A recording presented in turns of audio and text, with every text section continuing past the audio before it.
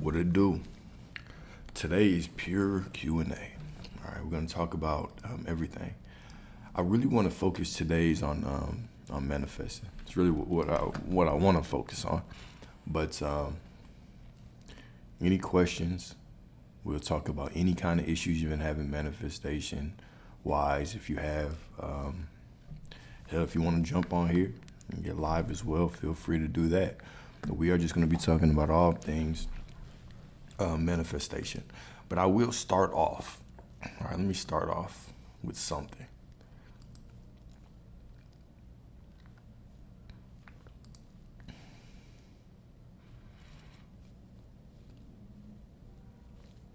Okay, yeah. Let me talk about alchemy a little bit.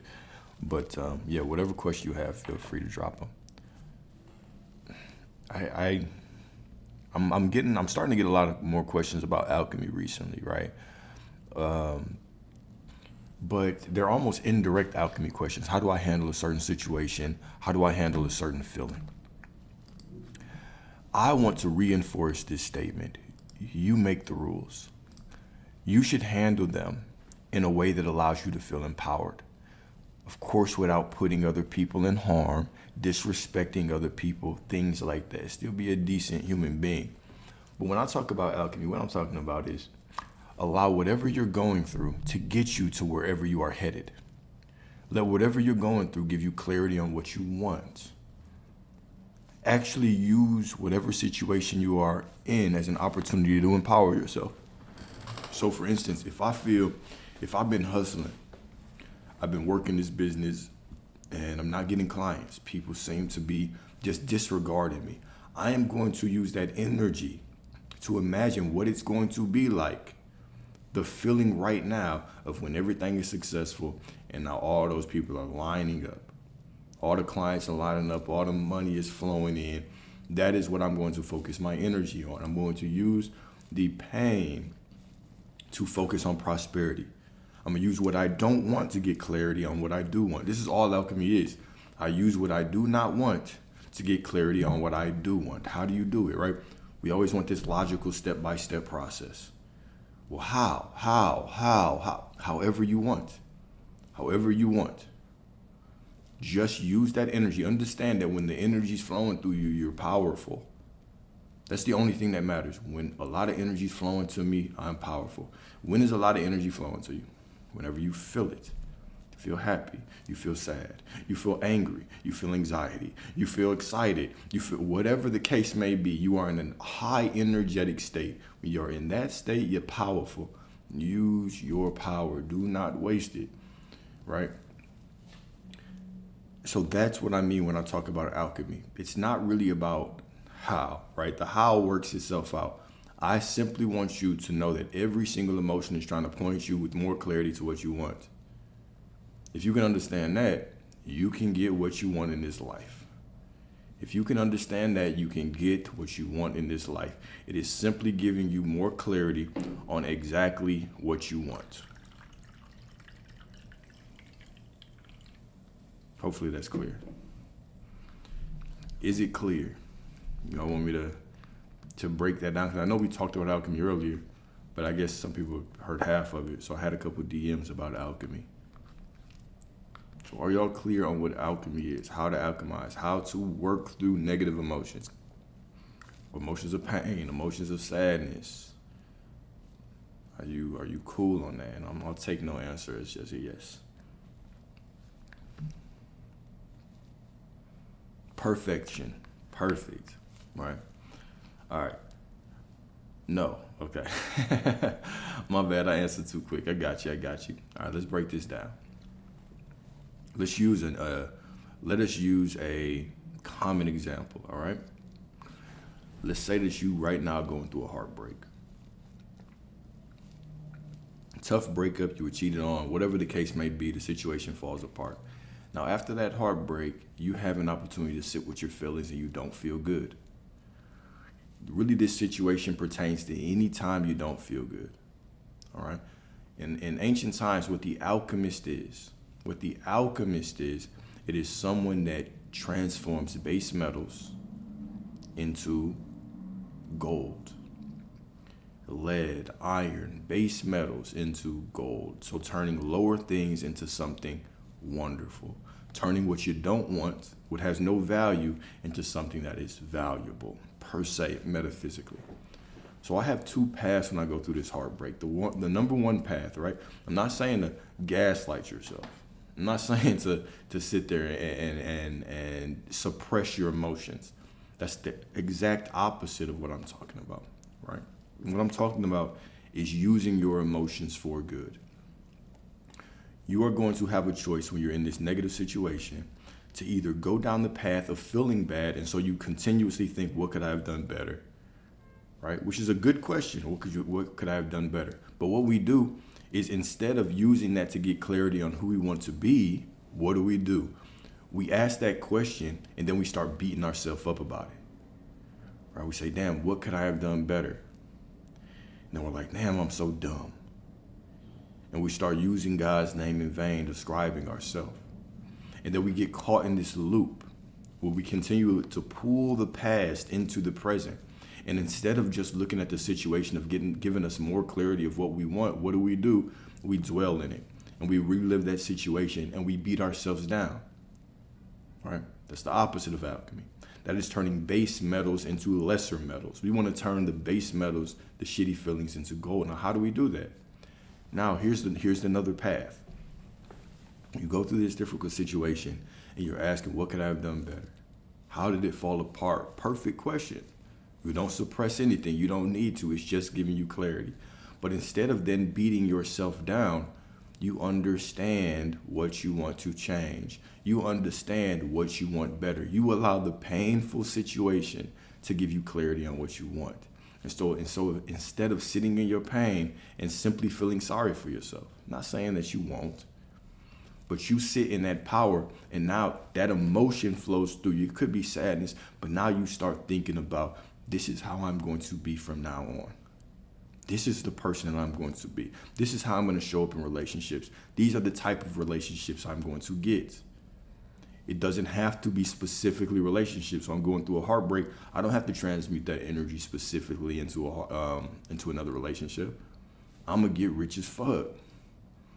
I'm going to make this money. I'm going to drive this. I'm going to live here. People are going to look at me like this. They are going to regret leaving. They will be back.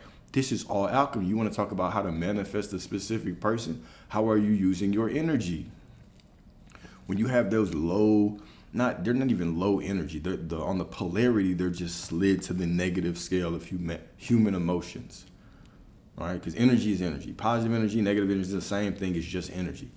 But do we allow our feelings to give us an excuse to tell a story of what we don't want? Or do we step into our feelings, understanding that they are power, and do we become the badass in our life? Do we become the main character? Do we start acting like there's a camera following us around and your ass is Batman and you're going through your arc right now?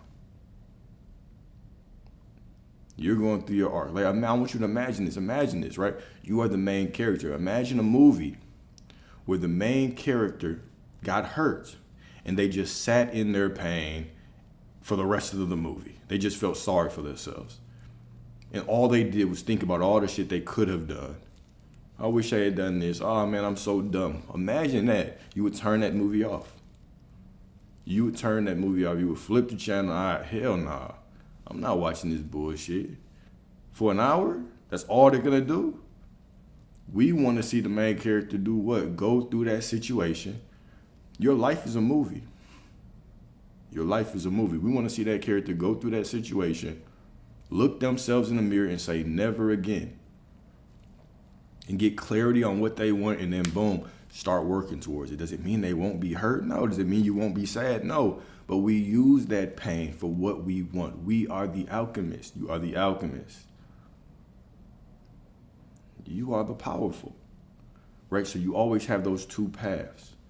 Remember, things you don't want are just here to give you clarity on what you do want. That is it.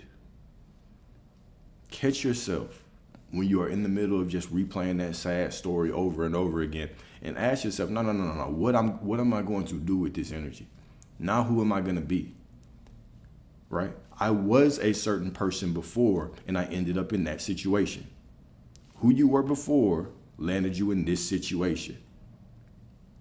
And it gave you the opportunity to unlock these emotions. And now these emotions give you the opportunity to unlock a new level in your game. What are you going to do? You can either stay here, stay in the same state of mind, replay the same things, or you can transmute it. You get slighted in business. What would the main character do? They get slighted in business. The main character in the movie, they're starting a business, they're out hustling on the corner, and everybody's looking at them saying, hell no, I don't want to buy that shit. Hell no, I don't want to watch your shit. I don't want to buy your shit. What would they do? They would take that pain and they would transmute it. That main character energy. That main character energy, right? Which is what we all have. So that, in a nutshell, is transmutation. It's just stepping into that main character energy, right? And here's a tip for you. Here's a tip for you. Whenever you're feeling those negative emotions, I want you to acknowledge the fact that you are the most powerful right then. Because that emotion is flowing through you, acknowledge the fact that right now I am the most powerful. And right now I'm going to close my eyes. I'm going to get into meditation or whatever, and I'm going to imagine having the things that I want right now through this pain. Point this energy right to it. If I'm going to have this energy, if I'm going to have this energy flowing through me, right, I'm for damn sure going to point it towards what I want. If I'm gonna have this energy flowing through me, I'm for damn sure going to point it towards what I want. Right? What you mean by that, my brother? What you trying to talk about? I gotta have a sad life to come into alive, not pay attention, and then start writing shit like that. You gotta be a real life loser, bruh. But it's cool. I still see the divine in you.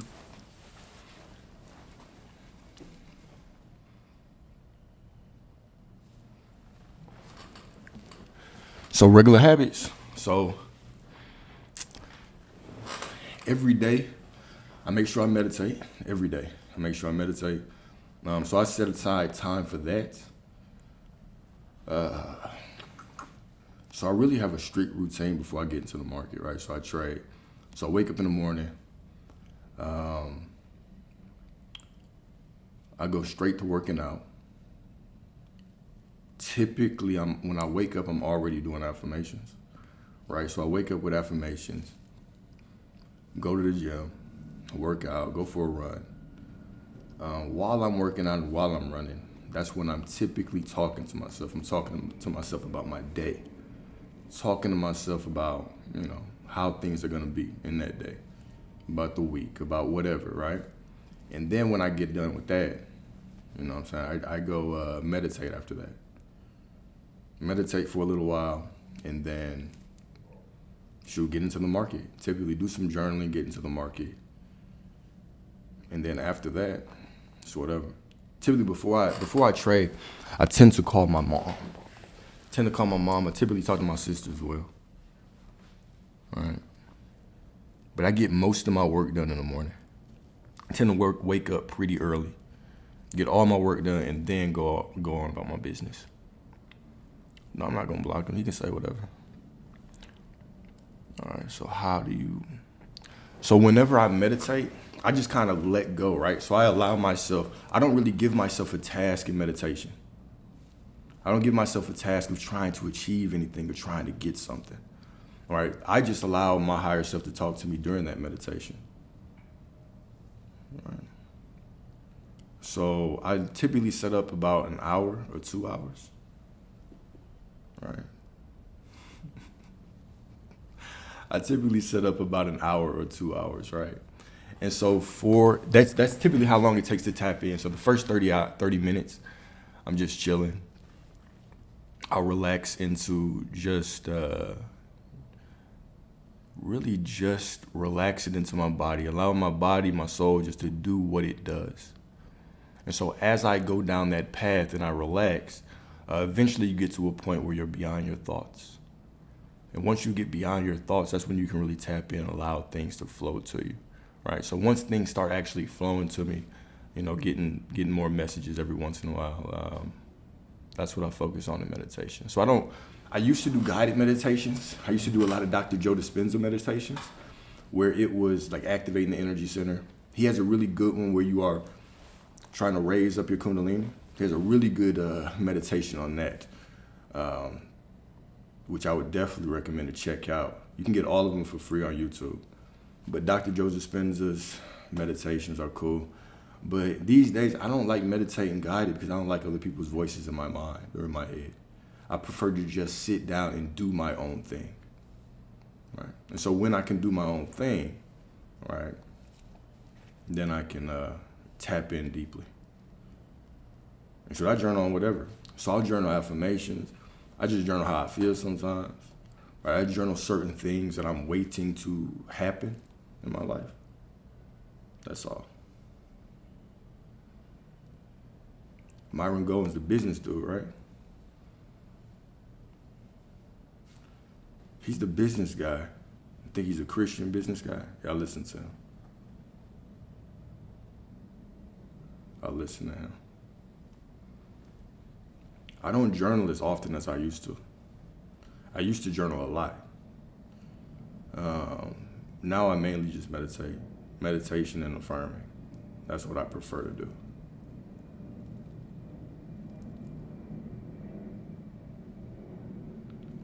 And then I do read, but I read typically. So, especially now that I'm doing these lives, right? I'll read in between these times.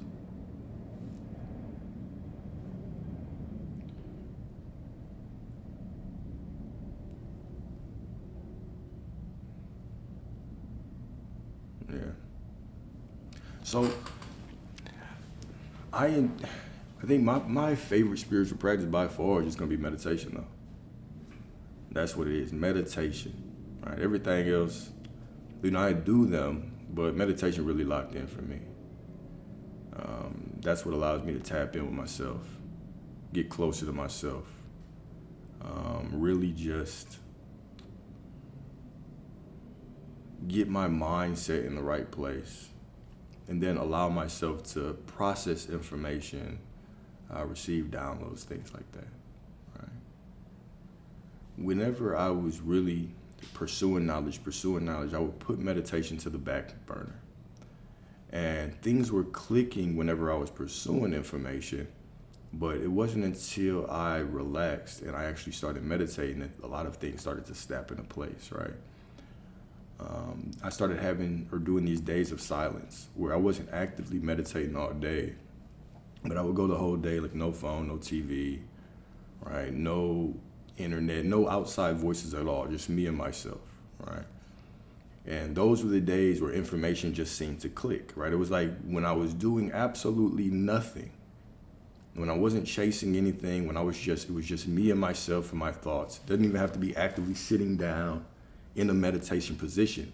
But whenever I do that, right, then all of a sudden it was like information just snapped into place. But when I was actively searching for it, the information was clicking, but it was not clicking the same way that it did when I actually just relaxed and released and started actually allowing the information to come to me, right?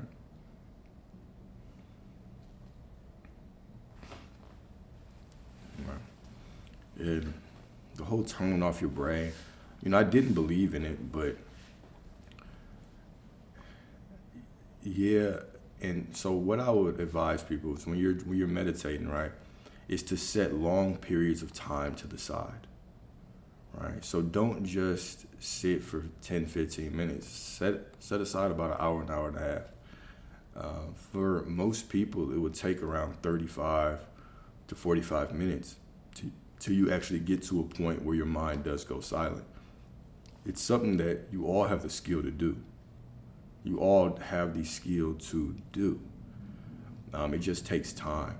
Right, and I would advise, you set that time to the side, Go into your meditation, and if you can't get that deep, just sit there.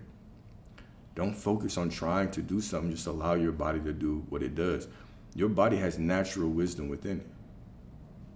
You have natural wisdom, right? That you were born with, like inherent wisdom within you, within your soul. So your body knows what to do. The same way, even when we come to this manifestation space, right? You know what to do already. We just make it conditional. Your body knows how to tap in. It knows how to get out of the way. We just have to give it time to do it. And this is why so many things in society are pulling us out of our focus. Everything is pulling us out of our focus, right? The TVs and just so much stimuli. We're always stimulated. People who just walk around in your mind's constantly divided 4, 5, 6 ways. It's very difficult to tap in. But once you get beyond yourself, that's when a lot of information can flow to you. You'll realize that you have all the answers that you need. You have all of the answers that you need within you. There's a reason why, our ancestors, the ancients, they were more tapped in. We might have more technology and we get a lot of information because of the interconnectedness of us as human beings, right? But our ancestors, they knew things that were just now scientifically proven, right? They knew things about the solar system. They know things about how to mix ayahuasca. They know things about all kinds of things that, how did they know that, right? Because they were operating on a level where there were less distractions, we'll put it like that. It was less distractions. Yes, we're in a connected world, and so we have a lot of information at hand. But a lot of the information that you can go out and search, you can just go within and search. You don't have to go out there. Right? Everything out there is within you anyway. So we're conditioned to go to the outside to find things where all the answers are within us. You'll find, because I always do recommend that day of silence. You will find that whenever you have that day of silence, you start focusing on you. You start purely focusing on you. You take away the distractions, no books, no phone, no texting, no TV, no computer, no music, no nothing. No nothing, just you and your thoughts all day. You'll see that there's some answers that you'll start receiving to problems that you have in your life that will just pop up out of nowhere. You'll get clarity on a lot, things of your past. You'll get clarity on information you've been pondering. You'll start getting questions to things you didn't know you had questions about. And all of this information is within you. You have your intuition is much more than you think it is. We think it's just this voice that's saying yes and no and right and wrong. But your intuition, it speaks loud. It guides you in all aspects of your life. It's there to help you in a very profound way.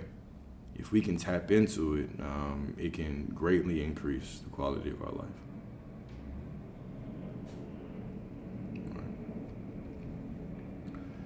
And we can talk about distractions. We can talk about food as well, right?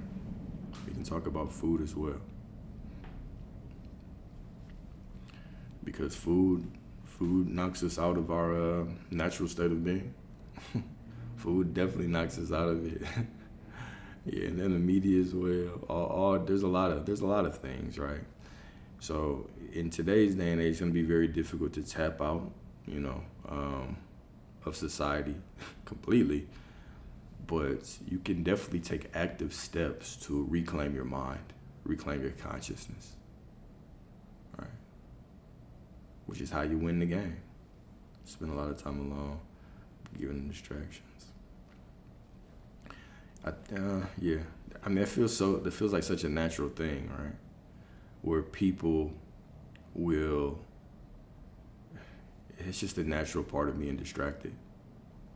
Is that when we're walking around and we're constantly distracted, hey, I don't know. When our minds have been zapped for so long to pull it to all things, right? Reclaiming your mind is a discipline. It's a discipline. Just like consciousness is a discipline, right? Because the distraction typically stems from like a lack of awareness or a lack of consciousness. So when I'm walking through life and I've been unconscious for a long time, because the world has programmed me to be unconscious for a long time. Consciousness takes discipline and it takes work. But we can strengthen that with a lot of things. We can definitely strengthen it with meditation, intentionality, more mindfulness in our work, right? Putting a block on your phone or turning your phone off for an hour and focusing on your work. If you can't focus on the work, then you're just gonna have to sit there, right? But starting to create spaces in your own day-to-day life where you have to be mindful, you have to be more present, right? Training yourself to be more mindful and present. That is key. That is key. Top three book recommendations. That's difficult. Let's see here.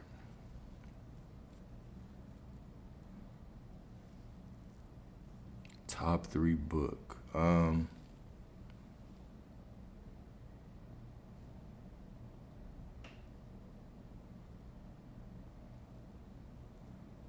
Yeah, train is definitely the key word. Got to take back control of our mind, because your consciousness is everything, right? That's where your life follows your consciousness. So if you can take back your consciousness, hey, you can take back your life. Top three books. Great question.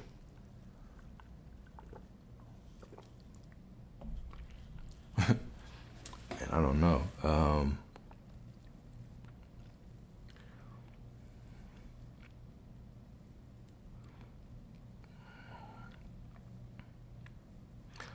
All right, I'll talk about them from impact on my life. Number one is going to be You Too Can Be Prosperous by Dr. Robert Russell, which I've talked about multiple times.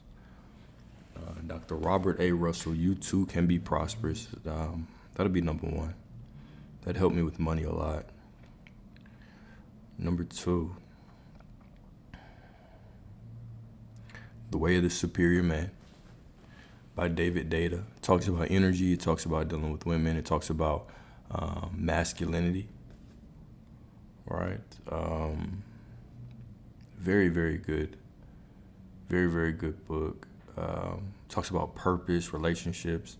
I think it's a good book for men and women to read. Right? It primarily talks about energy dynamics, but it's geared to men, but it talks about women as well. But it's a good book just to understand kind of modern day masculinity, femininity dynamics. That's a good one. And then probably this book, The Secret Teachings of All Ages by Manly P. Hall. Secret Teachings of All Ages. It was a book he wrote for a long time. It reads like a textbook. It's not a book it's not a cover-to-cover read, right? It's literally like a textbook, but it goes through different periods of time. It talks about everything. It talks about the parallels from other ancient religions to Christianity. It talks about, all kinds of things, astrology. It talks about esoteric and spiritual teachings. Like that, the name really describes it. The Secret Teachings of All Ages, Manly P. Hall. Very, very smart guy. He wrote this book when he was actually really young. But yeah, those are probably the three books that have had the biggest impact on me in my life. The Secret Teachings of All Ages, I've never read it like cover to cover, but I pick it up all the time and just look things up in it. It's not really a book that's going to tap you in when it comes to like meditation or anything, but it's going to give you information on different like occult, esoteric knowledge that can really spark you into a better relationship with yourself, put it like that.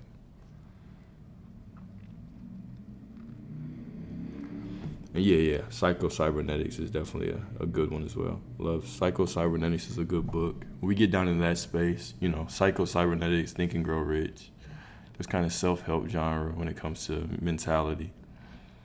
Yeah.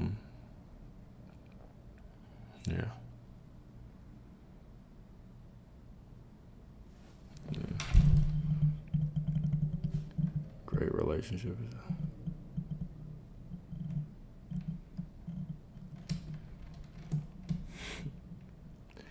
Yeah, Neville. Definitely The Power of Awareness. Lots of these books really just kind of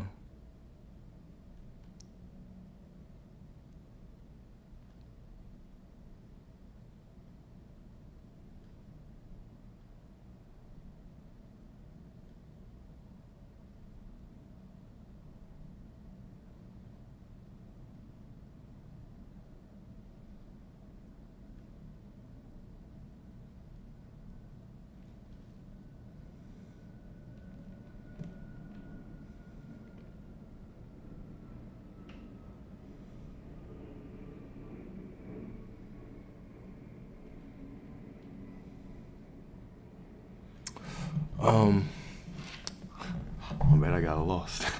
I got lost going back in time. All right, so financials, right? Financials.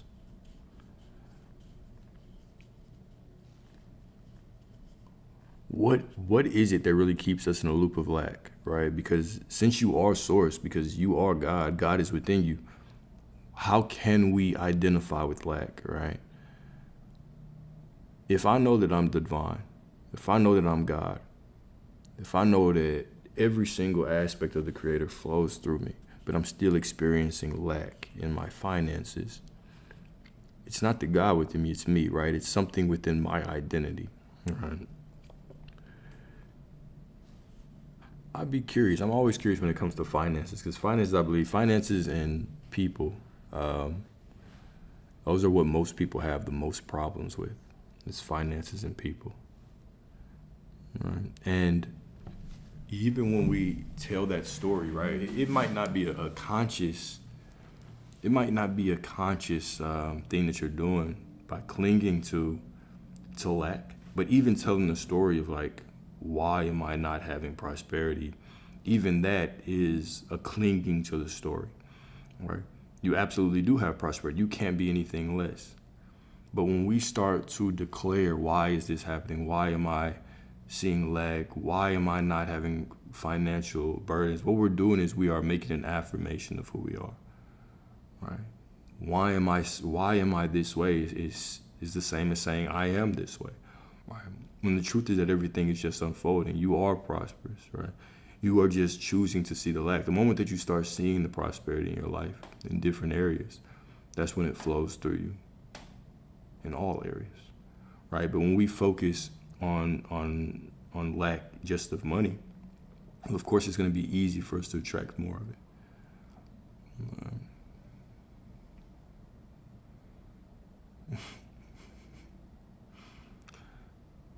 So, I know financial hardships all too well, man, all too well. So the only thing that there was only one reason why I got out of financial difficulties. It's because I refused to stop identifying as somebody without money. No matter what the bank account said, no matter what my stomach said, no matter what my body was saying, and it was full of anxiety, I refused to tell the story that I was anything less than every aspect of source.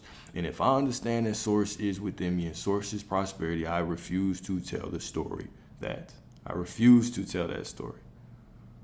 Right, that was the only thing that got me out of it. You can consider yourself rich right now. You can consider yourself rich right now.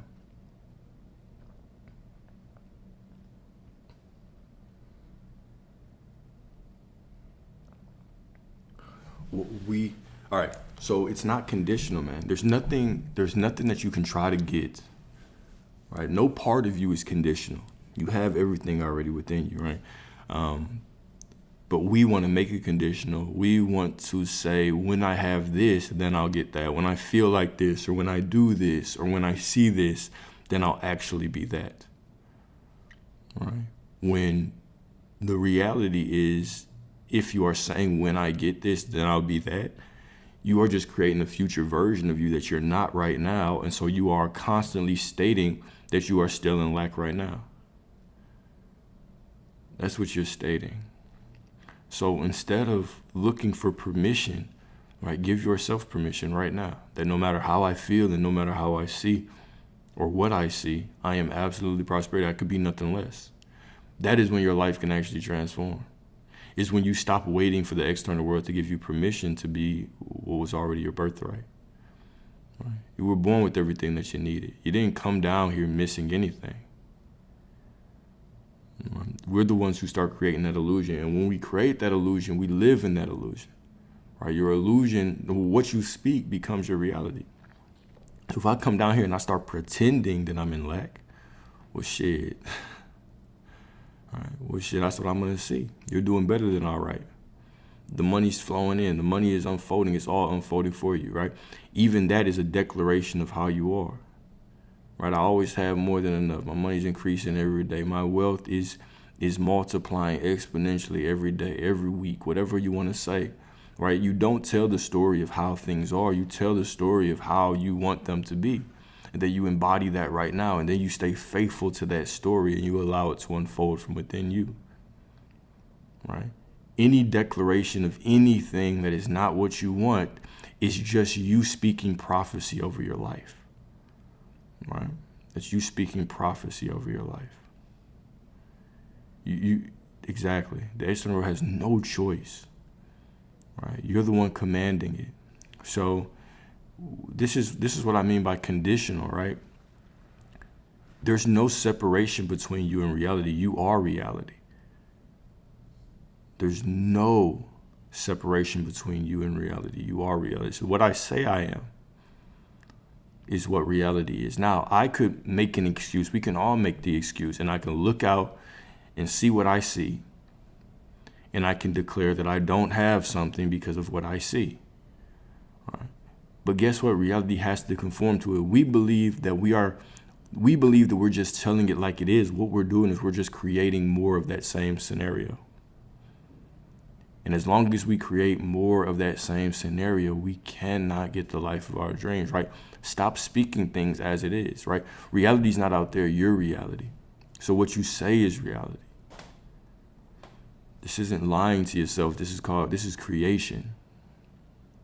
This is creation. Two things are gonna happen. Either number one, you're gonna walk through reality and you're gonna see something, and you're gonna call yourself a realist and just say it how it is, and you're gonna create more of it.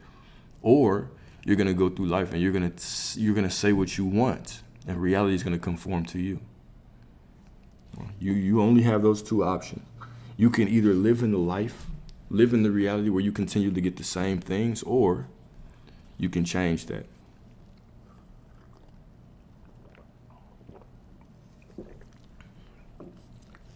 There's no difference between, there's absolutely no difference between stressful and easy, between good, bad, between right, wrong, between lack, abundance, except for what we define it.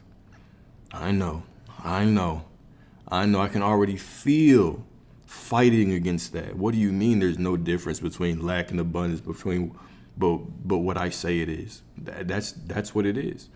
You are the one who looks out in the world and says, look, I have everything I need because source is within me and everything is unfolding for me. I have everything. You are the one who looks at the situation that is staring you in your face, and the bills are due and the money is short, and you say, I have everything that I need and everything is unfolding perfectly. You are the one who says that you are still abundant and therefore you must be. Or you are the one who conforms to the world. But even scripture would tell you, do not conform to the world. Be not conformed to the world, but be transformed by the renewing of your mind. But we want to call it how it is so bad. We want to cling to what we know so bad. You are reality. What you say is reality. Go to the end and stay there. And then allow reality to do its thing to catch up and conform to you.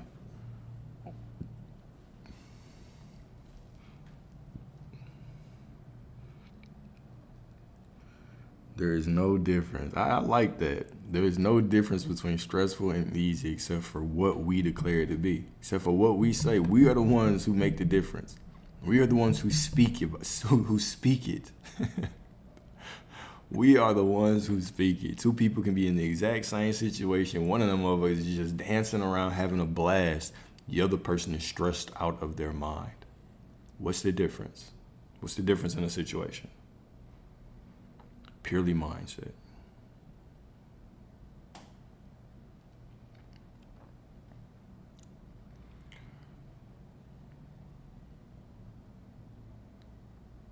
Exactly. Our mindset, our focus chooses the reality that we're in. 100%. 100%. It's just us.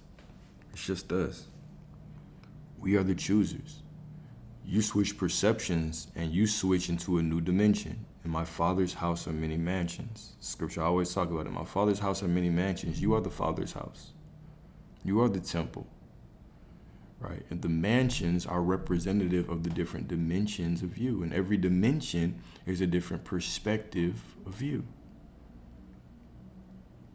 It's all you. It's all about you. The game revolves around you. The game revolves around you. Right? Because this is the story of Abdullah. I love the Neville and Abdullah story, where Neville wanted to go to Barbados. He didn't know how. You went to his spiritual teacher, this mystic Abdullah. And the moment that he told Abdullah about his situation, Abdullah said, okay, you're in Barbados. Didn't argue with them, but simply decided the truth or declared the truth.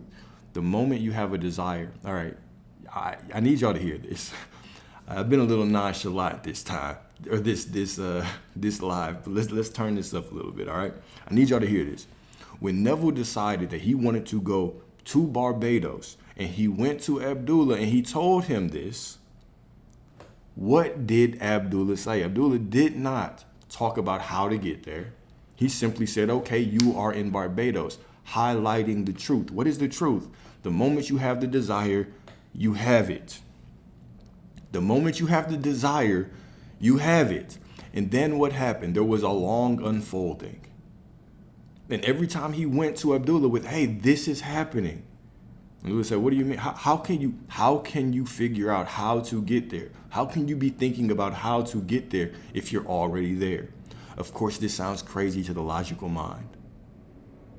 At first, Neville didn't know, bro. Weeks had passed. No money. And one of them, he slammed the door in his face. Like, I don't want to talk about this with you. You're in Barbados. And then even when things were unfolding, he was like, okay, finally, I got this ticket. I'm going to get first class there. And I'll be coach or coach on the way or on the second leg unless somebody quits or leaves. And Abdullah went straight to the truth. What do you mean?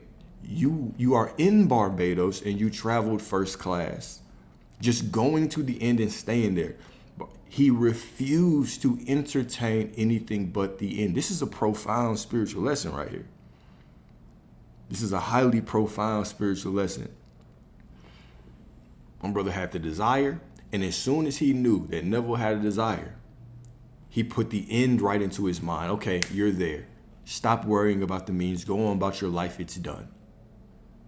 Whenever it came up to his mind, whenever he started talking about it, he went straight to the end, over and over and over. And this is how we have to do. You want to talk about how to get that SP? Go to the end. You want to talk about how to get your prosperity? Go to the end and stay there. Stay there. Stay there. What if it doesn't look right? Go to the end. How can it not look right? You already have it. It already worked out.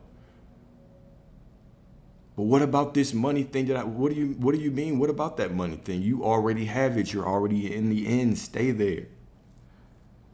If you are in the end and it's done and you see something that's not the end, what does it mean that is? It's just the middle. Right? This is why when y'all ask me things like, hey, this hasn't worked out. I've been doing this for this long. Is this working?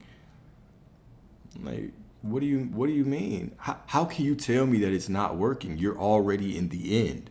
If you don't see it, it's just unfolding. Stop acting like the middle is the end. The middle is not the end. The middle is not the end. Repeat after me. The middle is not the end, Alex. God, I get it.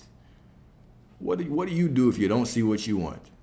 You go back to the end. You stay in the end. You already have it. It's just unfolding. But what if they're doing this? And what if I was toxic? And you already have it. Go to the end. Get out the middle. Leave the middle alone. It's not the end.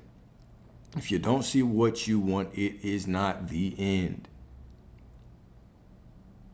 Matter of fact, that's what we're going to do for affirmations that we're all just going to repeat. It's not the end yet. It's not the end yet. It's not the end yet. Right? It's not the end. You have what you want already. You're already there. You already have the money. You already have the person. Stay in the end. What if I see something that I don't like? The middle is not the end. You already have it. What do you mean you don't see something? It's just unfolding. You already have it.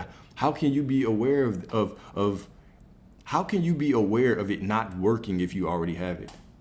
What if I don't see change? There's always change. Reality's changing in every moment.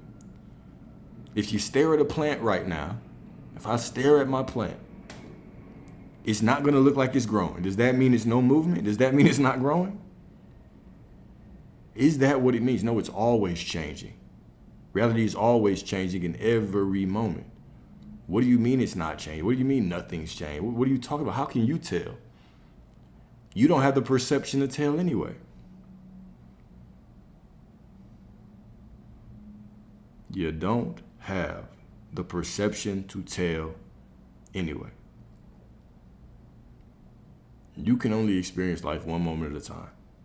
You can only see reality at 0.001% of the time. Too small of an amount to ever tell if something is working out or not.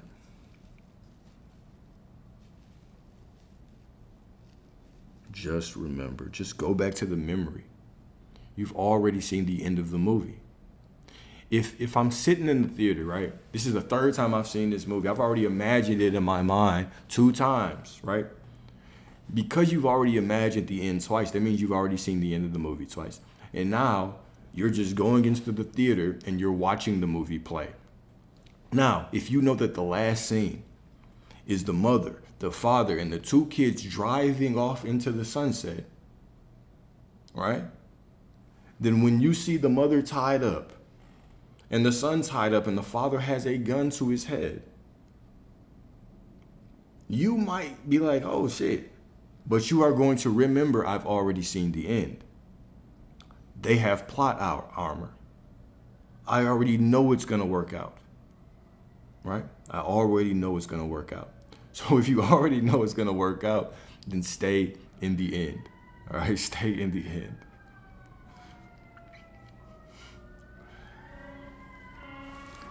Stay in the end, my beautiful people.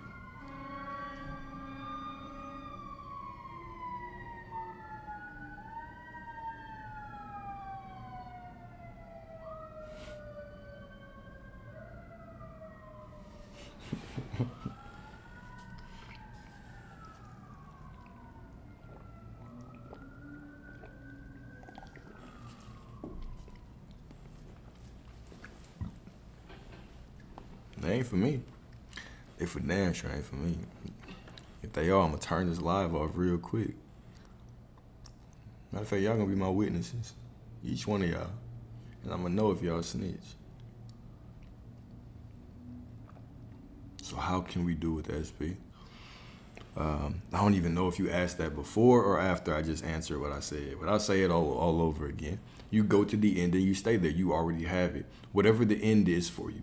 If you just want them back physically. If you just want to be back friends with benefits. If you want to be married. If you want to be dating. Whatever the case may be. Whatever the end is to you, you go there and you stick there. If you don't see what you have. If you don't see what you've already imagined.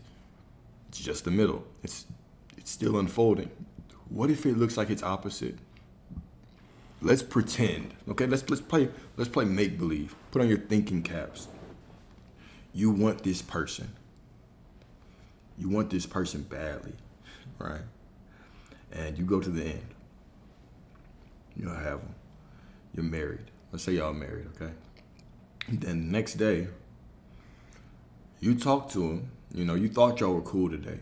Right? You thought everything was starting to progress today, but the next day you talk to them and they tell you they don't want shit to do with you. Matter of fact, they got a new person they're dealing with now. They got a new person they're dealing with now.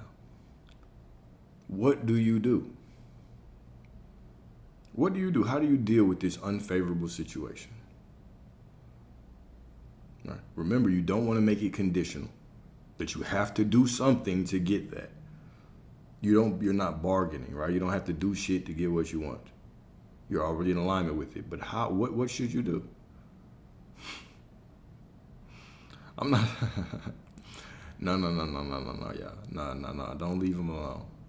Yeah, and I would agree that you wouldn't want them, but let's say that you do want them. Let's say that you do want them. This is your person. Hold up, y'all. Hold up. Let's talk about this from the perspective of you can have whatever you want because you can. Remove the limitations. Y'all are just going down y'all going down a different path. Matter of fact, I'm not gonna give y'all choices. I'm gonna give y'all I'm just gonna say the answer. All right. You stay in the end. That's what you do. You stay in the end. Yes, guys. All right, look. All right, everybody stop. Everybody stop answering.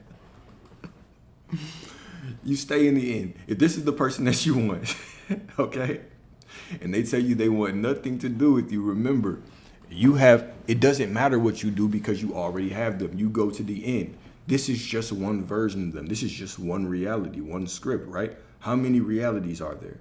There are infinite. There are infinite realities. There are absolutely infinite realities. This is just one of them with one version of this avatar, of this person. You can have whatever you want. You just got to stick with it. We read that Florence Scovel Shinn yesterday, and one of the things that Florence said was, in her perspective, right, she didn't want to interfere with a specific person, right? Sure, but she was asking for the divine match for this person. And what actually happened is when this person stopped affirming for their specific person and they started just wanting the divine match, the ideal match for them, all of a sudden they lost interest in that specific one. And then a person came that was even better, and boom, they fell in love, got married. It was a wrap, right? You can do that. But I want you to remember this clear message. I want you to remember this clear message. You can have whatever you want. You can have whatever you want, right? You can have whatever you want. Whatever you want.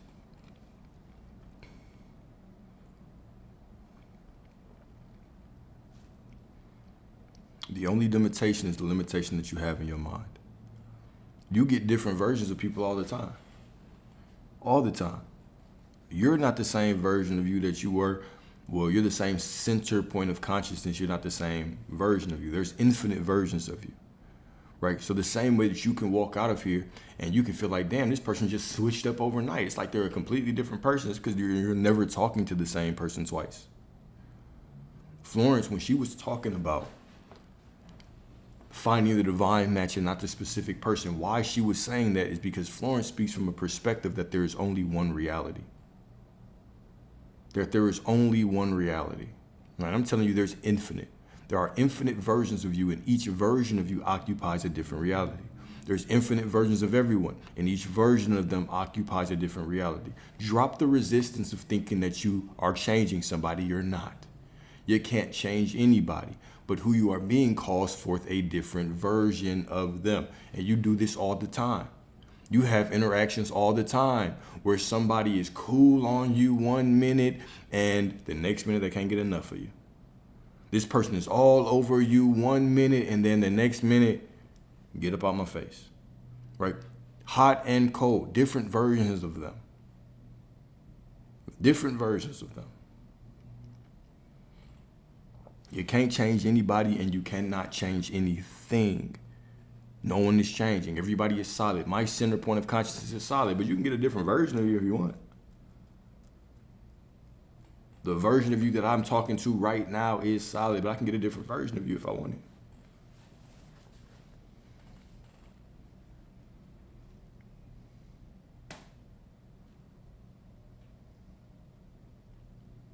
So stay in the end. Right? That's the single answer to everything, is stay in the end. Stay in the end. If you don't see what you want, it's just unfolding perfectly for you. That's all. That is the only meaning of this. Okay?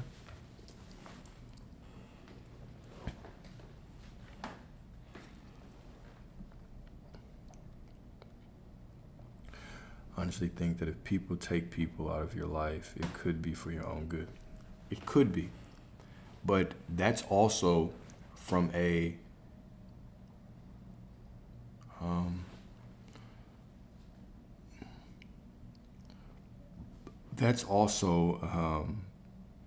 kind of a predestined type thinking. That's also like thinking that kind of opposes the concept of free will, right? That something's better for me, so this person had to do this, right? I get what you're saying. I'm not saying that you're saying that, but to think that would mean that there's some limitation on who you can have, right? And that would imply that you having a desire, just because you have a desire means you can't get it, which would completely oppose that your desires are source talking through you, right?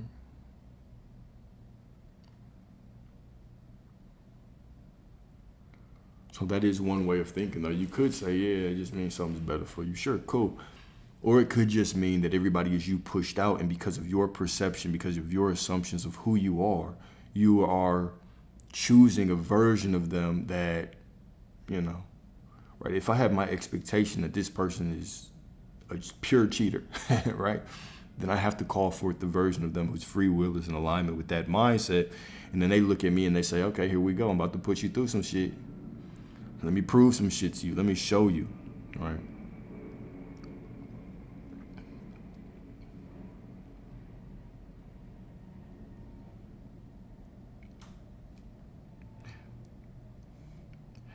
And that's why a lot of people do not get what they want, is because that desire does come from a place of lack, right? This is why to get whatever you want, you have to give it to yourself first. You have to. You have to give it to yourself first. And we think of that in terms of just affirmations and visualizations. No, it's deeper than that. It is reversing the roles. Do you believe that you are the source and they are a reflection of you? They are the kingdom that's within you? Or do you believe that your happiness is tied to them? If I'm running around trying to create some version of somebody, choose a version of them, but in my mind, right, I need them to be happy. I'm miserable without them. I need them to validate me. Well, shit, who am I really looking for? I'm not looking for them. I'm looking for a version of myself. I'm trying to find my wholeness within them. As within, so without. If I'm trying to find my wholeness within somebody, I can't ever get them. I can't ever get them, because as long as I'm chasing parts of me out there, the world is just going to reflect situations that's going to make me keep chasing myself around, right? It's like a dog chasing his tail. Even if you catch it, it's going to hurt. The example of giving it to yourself is knowing that you are the creator. It's knowing that, it's coming to that realization. It's like that woman I was talking about that was like, man, I've never been unloved. I've never been unloved. I've been searching for myself in all these people, right? And so it's coming into that realization of the deeper truth of who I really am. I don't need love from anybody because I am infinite love. And knowing that allows me to be in a position where I can actually attract infinite love, right? I don't need their validation because I am already whole. And knowing that I'm already whole allows me to get whatever I need, right? I don't need that money out there because I'm always infinite prosperity. I can get whatever I want. And because I know the truth of who I am, now all of a sudden prosperity can flow easily to me. That's giving it to yourself. Giving it to yourself is simply a statement. It's simply a statement. It's simply a declaration of who you are. It's simply being still and knowing that I am God. And when I say I am God, I'm being very quite literal. Very, very literal. It's being still and knowing that you are God. It's understanding that me and the creation, me and all of this is not separate. If me and this is not separate, how can I lack anything if all of this is me? That would be crazy.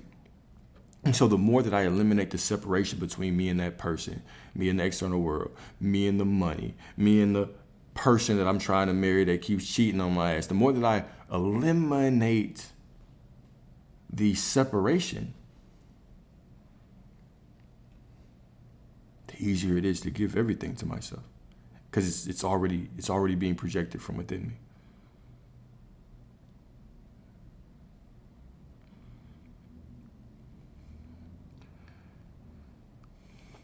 Right. You don't need a certain person. Exactly. You don't need a certain person at all. You don't. Here's the paradox. You don't need a certain person. And knowing that you don't need anybody puts you in a position to have everything that you want. Knowing that you don't need them puts you in alignment to know that you can have whoever you want. Isn't that crazy? The more that I need somebody, the more the external reality shows me I can't have them. You can't have them. You can't have them. The more you need. That's why people that are so desperate for relationships, what happens to them? The most desperate for relationship people that you know, oh my goodness. You want to go story for story with them, right? The most desperate people for relationships struggle the most. Struggle the absolute most.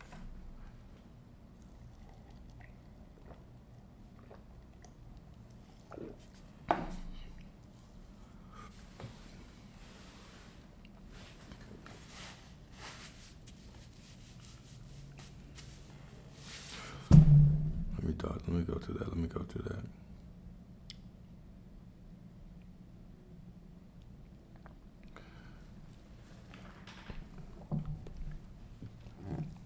Let's talk about that healing journey. Let's talk about that, right? Because I think we can all remember moments where we felt down and out, right? We can all remember moments where we acknowledged that something was over and it felt as if a piece of us passed, all right? Let's talk about healing. This is pure Q&A, ask whatever, right? I've said this in a lot of ways, but let me say this in this way. Let me say this in a different way. Okay. When you lose someone, right? Let's say you fall in love today. What happens when you fall in love is that a part of you starts to see the rest of your life with this person. And if you've heard me give this spiel, too bad, you're going to hear it again, all right? A part of you sees the rest of your life with this person. And from a soul perspective, you cannot fathom losing them. The depth of our love, right? Because we are infinite beings and our love is infinite. And because on a soul level, even when we are chasing a relationship, what we're really looking for is reconnection with the divine. We're looking for somebody that sees source within us, somebody that loves us unconditionally, the way that we know we are loved by the Creator. But from a human perspective, this feels to be the closest that we can get to it, right? So we meet that person, and because of the infinite nature of your soul, right? You cannot perceive losing them after death. Imagine that, falling in love today and knowing that the only time that you had to love this person was to death. You don't really think about it. I will love you forever, till infinity, no matter what happens after this. For as long as I can, I will love you until infinity, right? Whether it's through hell, whether it's through heaven, I could not imagine forgetting you and coming into another reincarnation without you. I couldn't fathom it, right? I will remember you through every lifetime. I've known you through many lifetimes, right? So the process of pain when you're breaking up with somebody isn't just that you are losing a person. You're also losing a version of you. Okay, you have a version of you that saw the rest of your life with them, infinity with them. And that version of you dies as well. And so you have to mourn both of them. All right. So I'll always tell you to give yourself grace. Oftentimes in the darkness is where you don't know where to go. You don't know how to heal. You don't know, if you should move forward, if you should go backwards, right? You don't know what to do. The only thing that can get you through this is going within yourself and giving yourself the intimacy that you desire from other people. A lot of us do get stuck on this loop of wanting this specific person, wanting the person that hurt us. A lot of people do get down. I really want to be critical. We're going to have accountability hour. I really want y'all to think about what I'm saying. Okay.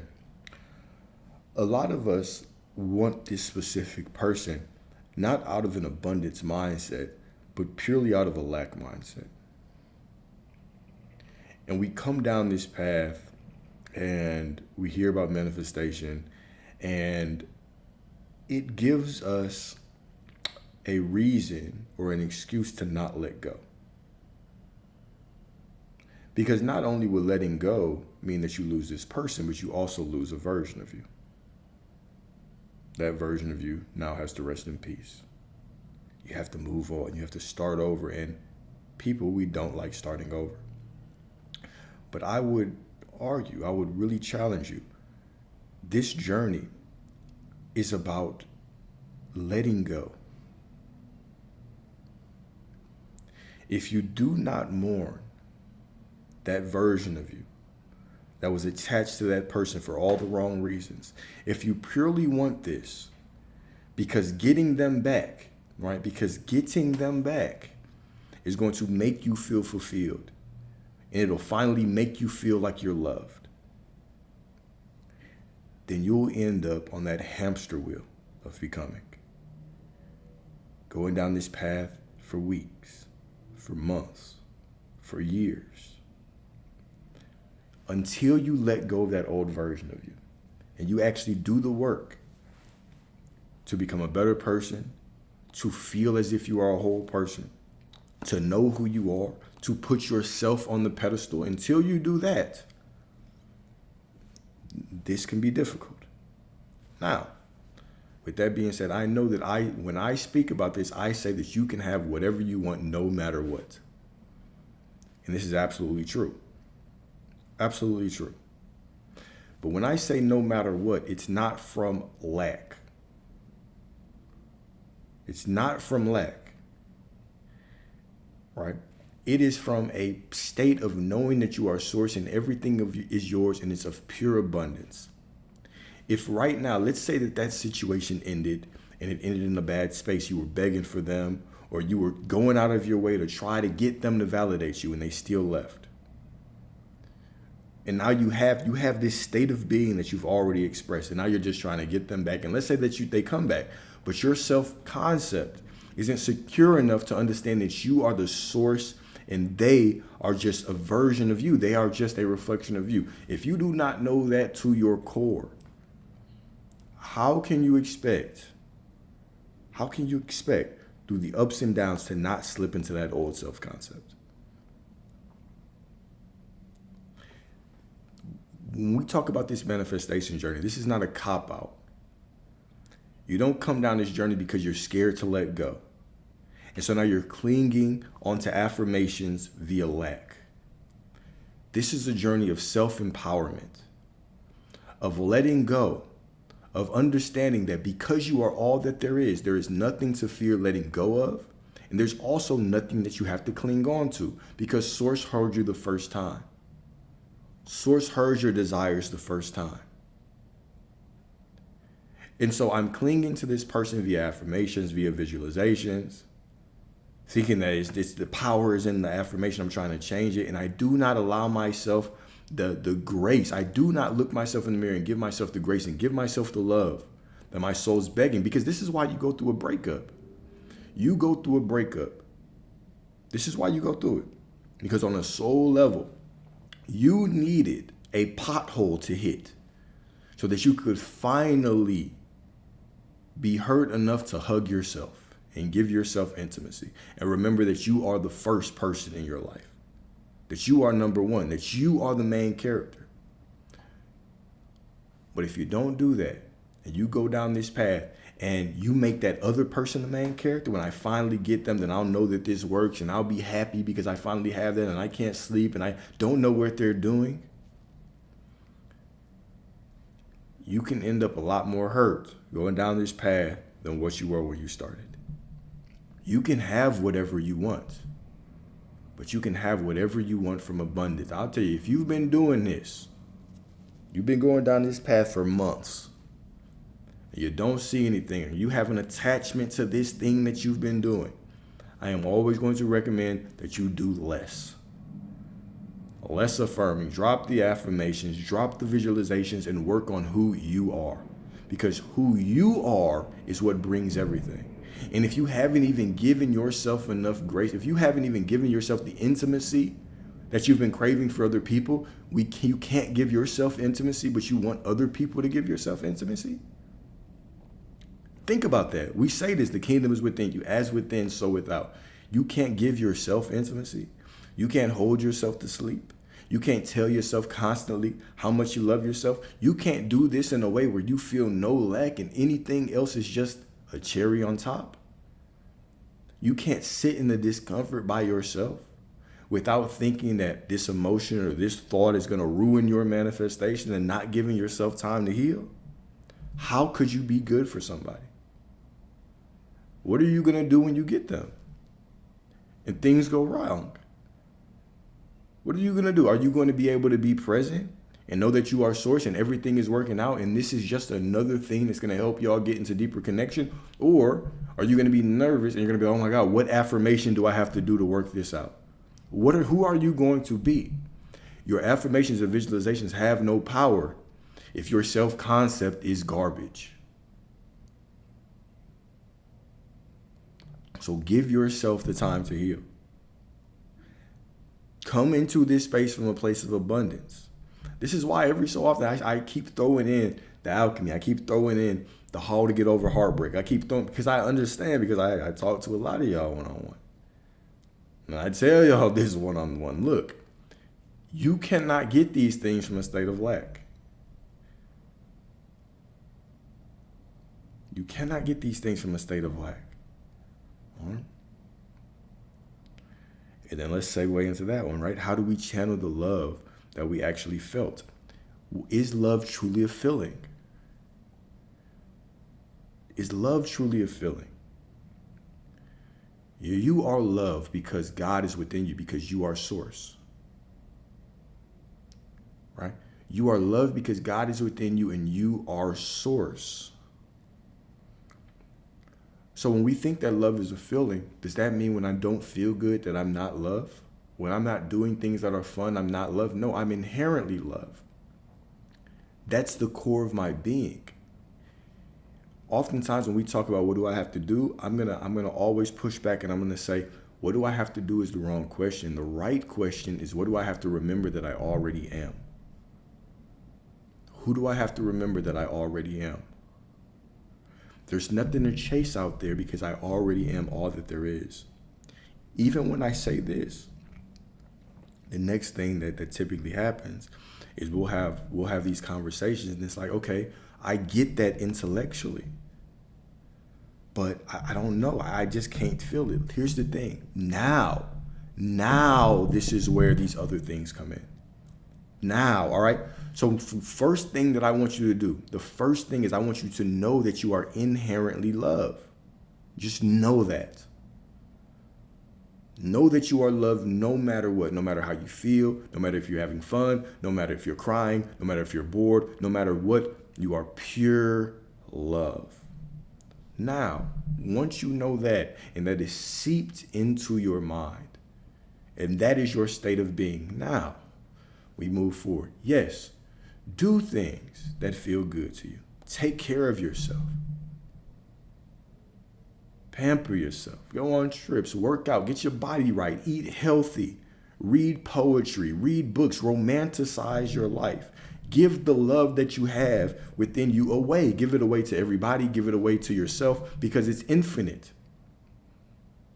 But do those things from this knowing, but know that no matter if you do those things or not, you are still loved. Do those things to allow yourself to feel better, but know that no matter how you feel, you are still loved. Okay? Don't do it backwards. The things you do not make you love. Those are just things you do to feel better, but they have no impact on who you are. They have no impact on who you are. Love is not a feeling.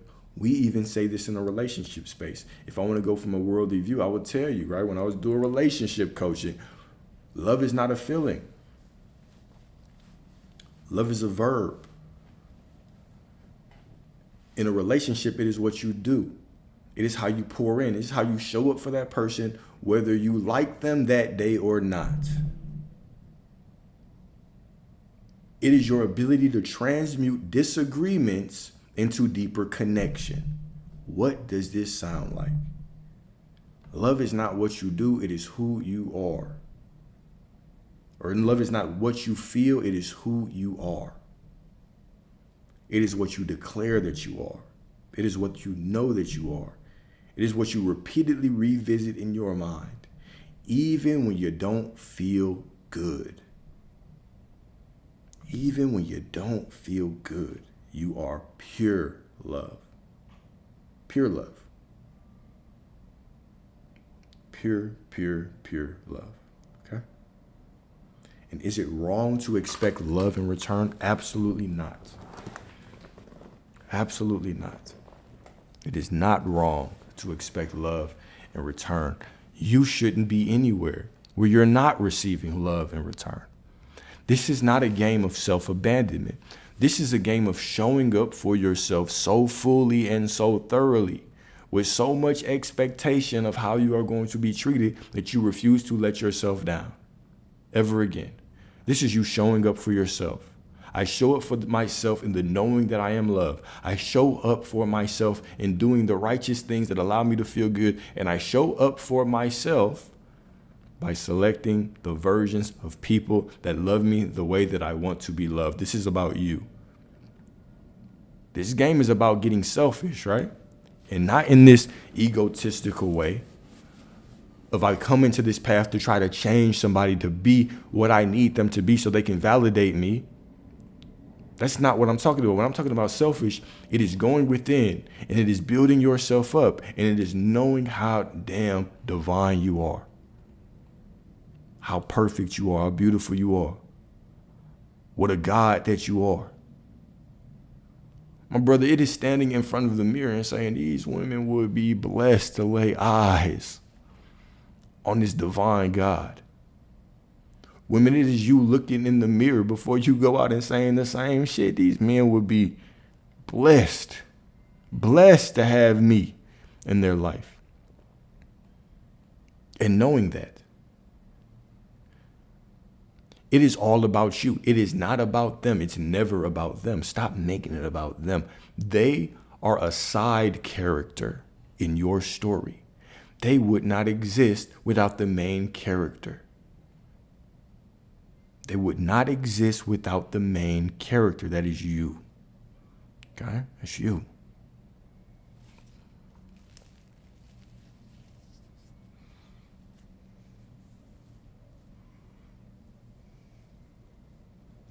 And then let's talk about self-discipline. All right.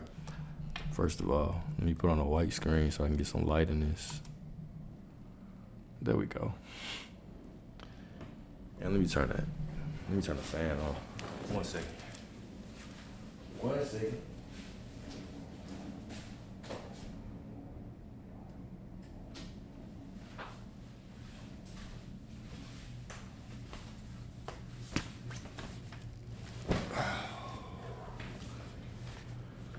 All right, much better.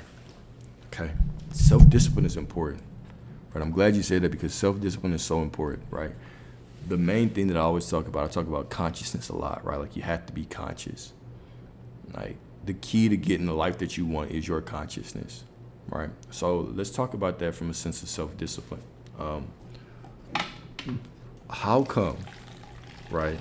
If you've ever heard somebody who has a successful business talk, they'll talk about discipline. They'll talk about how they had to do this work for a long period of time. Content creators, I had to show up for a long period of time, right? People that, work in corporate, they'll say I had to show up and do these things and study these things for a long period of time, and then I got what I wanted. Why is this the key? Why is this the key? Because a lot of times what actually happens is that because people implement this discipline over a long period of time, it also reprograms their mind. And not from a mystical, subconscious, reprogramming, automatic perspective, but they've thought the same thing so much. They've done so much work that they automatically start feeling like they are worthy. I deserve this. Now, I've been putting in this work. I fucking deserve this shit. And then all of a sudden, when they really embody that inherent worthiness, when they get that spiritual backbone, that actual sense of arrogance, right? When they drop their nuts and they get arrogant about this, I deserve it, what happens? Boom, the money shows up. The views show up. The things that they want show up. Self-discipline, okay, in that sense, is a means to what? It's a means to a mindset. In everything. You work out long enough, it becomes second nature. You identify as somebody who takes care of their body. You eat right for a certain amount of time, it becomes your nature. You identify as somebody who eats right, who takes care of their body. We do this in all aspects of our life, right? You show up for your woman in a certain way out of discipline. You show up for your man in a certain way out of discipline. You just show up in life out of discipline, okay? Discipline runs every aspect of your life. But where a lot of people use it when they're not in this kind of space is they use it what? They use it to actually implement a mindset. If you really start to deconstruct and look at discipline backwards, discipline typically gives you a mindset, all right? But now I'm going to talk about discipline from a conscious perspective, right? Because consciousness requires a great amount of discipline. It takes a lot of discipline to walk through life with the awareness, being in the present moment and constantly monitoring your expectations, constantly monitoring what you're seeing, how you're feeling. Okay, I don't feel good. What is this trying to tell me? What is the story that I'm trying to tell myself because of that feeling, right? This requires discipline. This takes time. And now, how else does the world lull you to sleep when it comes to discipline? Everything is redundant. Everything is redundant, right? Everything is sexualized, so it's almost numbing to you, right? So all of a sudden you're just pulled into these sexual things and your mind goes to rot. You see so much negativity that you almost get unconscious to certain things, right? If you really think about the nature of humans, if we were in smaller villages, we weren't really supposed to know about things like the concept of a serial killer. If we were in villages, the concept of that would be foreign. What do you mean? What you mean a serial killer? What is that? Right? But we are exposed to so many things. A lot of it, we don't even know if it's true. We just see images on the TV, right? Mind you, a lot of it, we don't really know if it's true firsthand, but a lot of these things are to numb you. You have so much energy thrown to you or so much information thrown to you from all different aspects, right? That it's very difficult for people to focus for longer than what, like 40 seconds? This is why tweets are so small, right? Because people can't focus that long. So there is this breaking down of your discipline, so obviously it must be important. So when you come into this space and we talk about consciousness, keep in mind consciousness is synonymous. It's the same thing as discipline. Discipline, same thing as awareness. Awareness, the same thing as presence, being in the present moment. Being in the present moment. Now, how do we work on discipline? We are going to start implementing areas in our life where discipline must happen. Okay? Maybe you start like this. When I first wake up, I'm going to set my alarm on my phone, and I'm going to put my phone across the room. So it forces me to stand up, turn off the phone, and then I have to go sit down somewhere and pull out a journal for 30 minutes. Maybe you have two alarms. The first alarm goes off, you have to turn it off. The second alarm goes off, or the first alarm goes off, you turn it off. You have to go sit down, you have to journal, you have to meditate for 30 minutes straight until the next alarm goes off, and then you can go check our phone. What this does is it focuses, it requires you to maintain discipline, to be present in that 30 minutes. All right, let's say that the next time you go on a walk or you work out, you have headphones, but you don't have any music, forcing you to stay present. Forcing you to stay present, right? Presence is discipline. When we're talking about consciousness, presence is discipline. All right. What's another thing that I always talk about? I always give clients the same exercise to do. All right. And as y'all know, I don't really keep anything to myself. You know, you get the same things here that you would get from a coaching session, right? So if you have a goal, right? Let's say that you have a goal for working out. Now, what you're gonna do is you're going to create a task list for this. All right, I'm gonna work out for the next 5 days out of the week for the next 3 weeks for the next month. Okay, cool. Mark your days out, Monday through Sunday. And now, every time that you work out, that's a yes. Every time you don't, that's a no. Now, the second part. What's the second part of this? The second part is that whatever you don't do, whenever you do not do something, it's not just a no. Now you have to explain why you didn't do it and what can you do in the future to change it. What can you do in the future to actually get this done? There's a very important reason why I do this, because most of the time what happens is that we'll set things like New Year's resolutions. How many people even remember their New Year's resolutions by this time of the year? All right. It's a long lost memory. Typically, if we set goals and we don't do it for a couple days in a row, we'll just completely forget about it. We're like, oh, we'll chalk it up to failure. I'm trying to tell you that that's not even the most important thing. The most important thing is not even whether you do it or not. Let me tell you why. Most people's lives are so out of baseline that they don't even know where their blind spots are. This is what you're gonna do. You're gonna work out for 5 days straight. The day you do it, good, you get an A. The day you don't work out, I want you to say why, right? Now, why this is important is because you're gonna start noticing things. Oh, I didn't work out this day because I stayed out late last night. All right, then I got in at 1 p.m. or 1 a.m. I was gonna go work out in the morning, but when I woke up, I got straight to work, and then work got busy.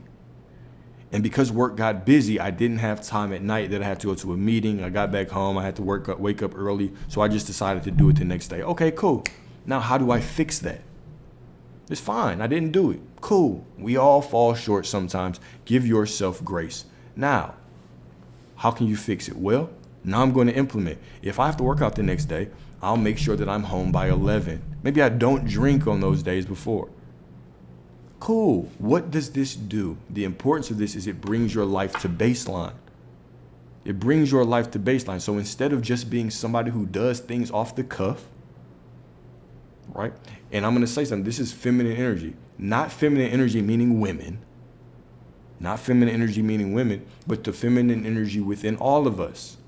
It's free. It's flowing. When we say that we want to do something, I have to work like this, and somebody calls you with a good time, it is that feminine energy within you that wants to flow and do it. That's what it is, all right? So now, all of a sudden, we start implementing things in our life. All right, weekdays. I'm at home by, let's say I'm at home by 10, so I can be in the bed by 11 because I got to shower, I got to do these things. And now I can work out all these days. Now you're going to start noticing things, and it's addition by subtraction. What you're going to realize, even if you don't hit your goals all the time, what are you going to develop? You are going to develop a sense of control over your life. A sense of control over your life. What so many people are desperately craving, especially when they come into this manifestation field, is you are craving control over your life. I'm telling you, this is the easy way to do it. Set your goals. Set 3 of them. A workout 5 out of 7 days of the week. I'm going to meditate an hour a day. And I'm going to journal, or I'm going to do this, or I'm going to focus 3 hours on the business or something. Do that. Set it. And what you're going to do, you're going to start setting that magic word, the magic B word, boundaries. Them sacred boundaries. You are going to start putting boundaries on yourself. And now, let me give y'all another gem, all right? Now what you're going to realize is that feminine energy wants to flow, and the masculine energy within you has to do what? It has to set boundaries to allow your feminine energy to flow in a safe place within you. You have fun when it's time. You do the work when it's time. What do we call this? We call this integration of your masculine and your feminine. And what you will realize, what you will see, is that the same way that you have to keep your feminine energy safe is the same way that you keep that woman safe. The same way. So it's a very interesting paradox, right? Both for women and men, right? But you're just going to learn a lot about yourself. When you start organizing your life, treating your life like a CEO, you are going to realize how much power you have. You're going to be like, oh my God, I've just been I just been flowing through life. You're going to start realizing things about yourself, right? You get into the trading space. I have to journal all of my trades. I have to be on the charts X amount of minutes before the market opens so I can do my analysis. When you start implementing things like this in your life, whether you hit it or not, and all of a sudden, you start doing all these things and you start organizing your life, you're going to start saying, oh shit, my life's getting better. My life's getting better. Everything is working out better for me. All right.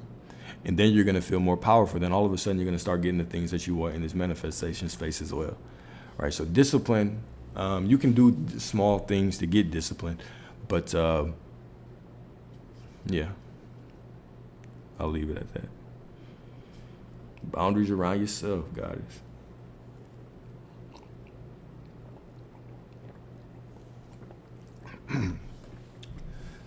That's interesting. That's an interesting question. Are women supposed to be a CEO? Or do we have to do it because men aren't doing it? Nobody has to do anything. Okay, so let's give my unfiltered my unfiltered opinion. My unfiltered opinion is that I used to buy into gender roles a lot more. I used to buy into them a lot more, right? But this is my thoughts, right? Take it or leave it, y'all. The world is evolving. All right? We're not in 1923 anymore. We're not in 1952 anymore, where one income could provide for one house. Right? Back in the day, right? Your dad could have one income. He could work at the plant. He could take care of his family right here in downtown. He could have a whole nother family down in uptown, right? And he could provide for both of them. And the woman had no need to work. Gone are those days, right? The economy is different. A lot of things are different. And so everything is changing. Now, of course, there were a lot of things that have pushed society down this direction. There were lots of seeds that were planted, which pushed us to where we are now. But that being said, we are where we are now. Now, what happens when women step into the workforce is that to make money, you tend to have to use more feminine energy or masculine energy. My bad. More masculine energy. And so now you have a workforce where this has changed society in a lot, because now it typically takes two incomes to have a family, right? It takes two incomes to raise a family. But also, I can't raise a daughter and purely raise her on how to be a wife. It would be irresponsible of me. It would be setting her up for failure because it's not a guarantee. Right? So I have to teach her how to survive in this man's world, the same way that I have to teach my son this. Right? So now they get into the workforce, and what happens is your woman's around more masculine energy. Right? And this actually has a different impact on the home.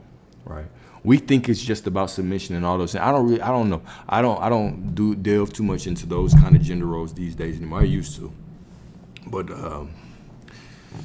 not anymore, right? But what it actually does is it requires people to be more skilled in relationships. And I'm gonna get to the CEO part. I'm gonna get to that. But it requires people to be more skilled in relationships, meaning if I'm a man, right? And I think most men do have the inherent desire to take care of their woman completely, 100%, right? Most men do. But most men are extremely logical and extremely aware of what's going on in the world, right? And so if we talk about this from a purely human perspective, a purely third dimensional reality perspective, there are going to be a lot of men, most men are not going to have the financial capability to take care of their woman 100%, have her be home and have the kids at home. Most men are not going to be doing that, right? So I don't even think that the desire for men to speak up and say they want 50-50, I don't believe that that's actually like emotional argument. It's more so like a, do you see how the world is right now? Are you looking at the economy? Do you see how much it costs to get groceries these days? I think it's more like that. Like I remember one of my first apartment was cheap. It was like $600 a month. And it was straight, like it was nice. Of course it was in Monroe, Louisiana, but it was nice, right?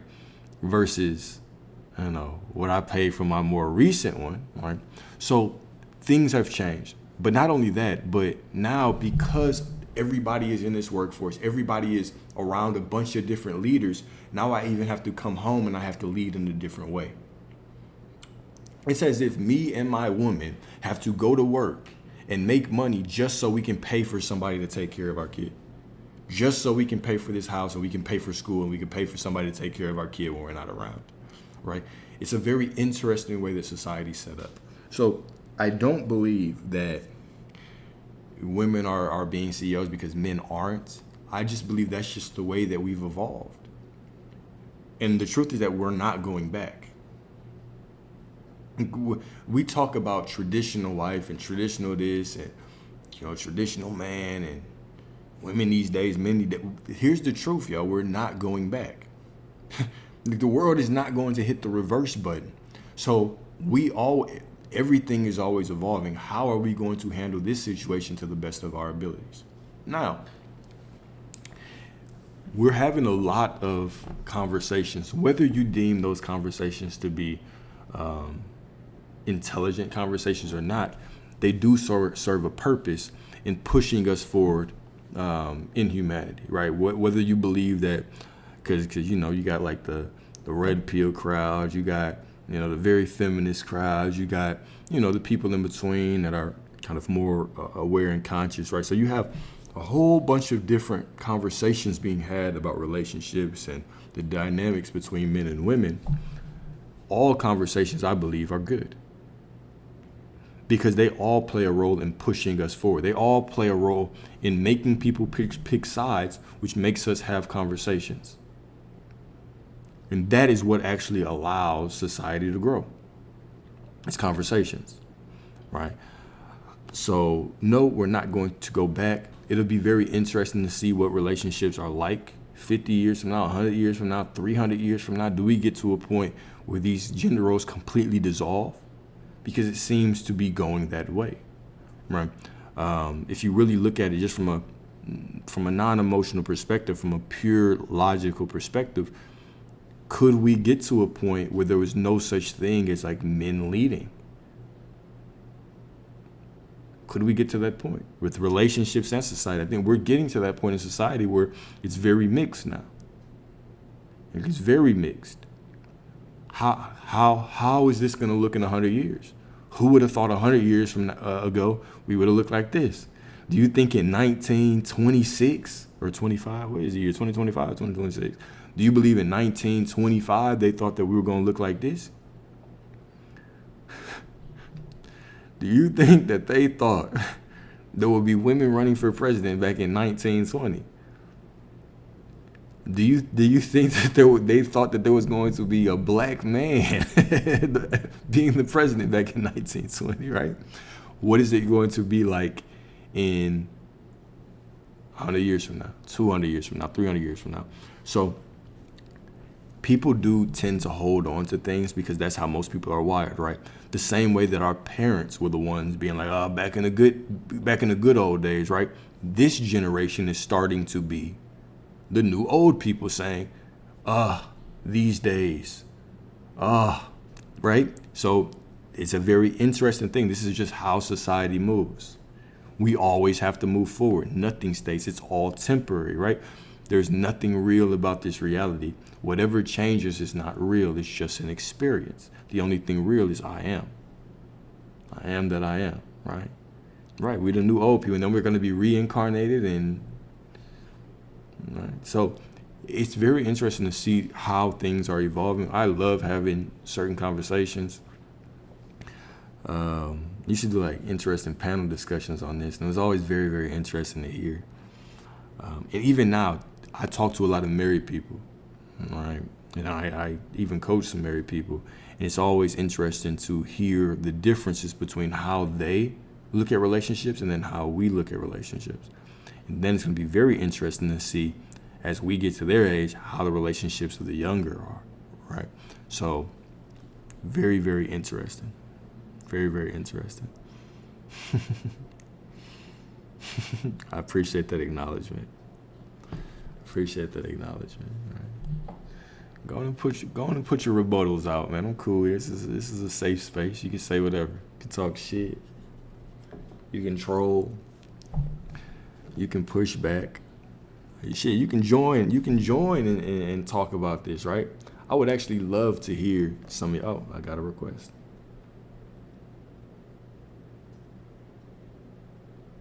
I would actually really, really love to hear y'all's perspective on these things.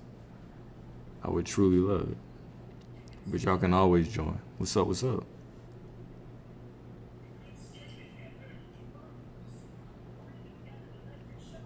Hello?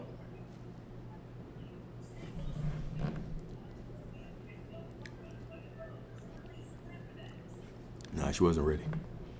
But yeah, y'all could always join. Y'all can always join and we can talk about it. But it's a very interesting thing.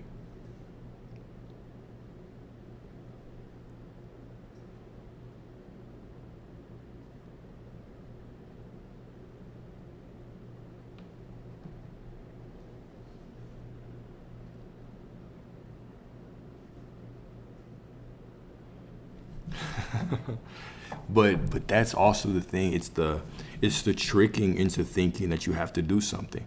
That's why I loved that story by Florence Scovel Shinn that we talked about with the manifestation yesterday, because it highlighted how when you want something, you don't have to lift a finger. And this is what spiritual teachers tell us. Shit, this is what I always tell you. You don't have to do shit to get what you want. But for some reason, we are so hardwired that we have to be moving constantly to get things that it sounds like a fantasy, right? And the story that we read with Florence was this woman, her husband left, right? And instead of tripping about it, what she did was she set the table like he was returning. And she did that for a long time. She did it for like a year.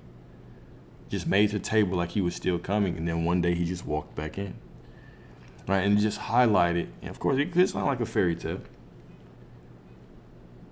To our logical mind, it can definitely sound like a fairy tale. But this is the truth about reality. When it says, blessed is he who sees before he, or believes before he sees. And it says, ask and you shall receive. It doesn't say ask and then work and then strive and then you will receive. Even the faith without works is dead. What the works is talking about is working in your mentality. He's talking about your mind, right? When we talk about the book, the Bible is even a book of consciousness. When we talk about you reap what you sow, sowing the seed, we're talking about sowing the seeds in your mind. We're talking about what you sow in your mind. Life and death is in the power of the tongue. It doesn't say life and death is in the power of your biceps, right? So all of these things are talking about consciousness. It would be ridiculous to say that you have to do something out there to get something out there. It's as within, so without the kingdom is within you. You do it within, you give it to yourself within, and you get it outside of you. All right.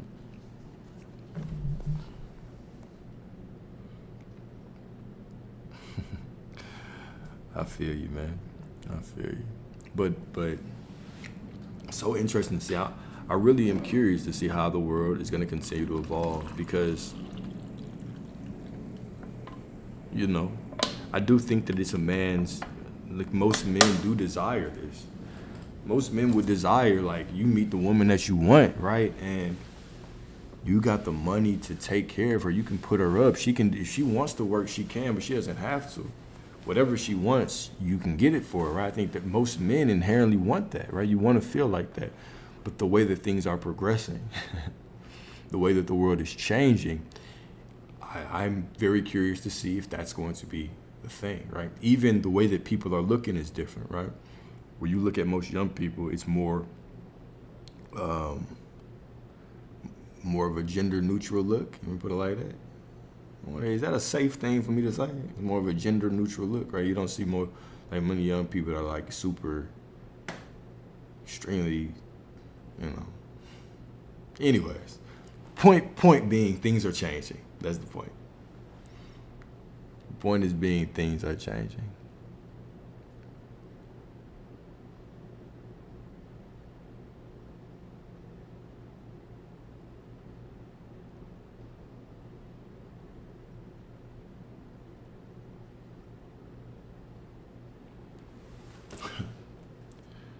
I would say, from a practical perspective, so what should you do if the family member you stay in the same house with, they beg for you to help them or hang out with them, and then they start to disrespect you as soon as you do? Well, from a realistic, from a third dimensional perspective, I would tell you to set those boundaries and don't allow them around you, right? Boundaries, that's the big buzzword. That was the big buzzword in like 2024. Boundaries, right? I would say set those boundaries, right? Don't allow them to, life is really a game about treating yourself right. And the more that we treat ourselves right, the more that people treat us right, right? So, yeah, gender fluid. That's what I'm looking for, gender fluid. Yeah. Thank you. Thank you for giving me that word. I appreciate that. The better that we treat ourselves, the more respect we show towards ourselves, the more respect the world and everybody else shows towards us. All right. If I'm just kind of allowing people to do whatever to me, disrespect me in whatever way, well, shit, then people will continue to do that. All right. But the moment that I set those boundaries with myself or with them, then they'll treat me better. Now, here's part two.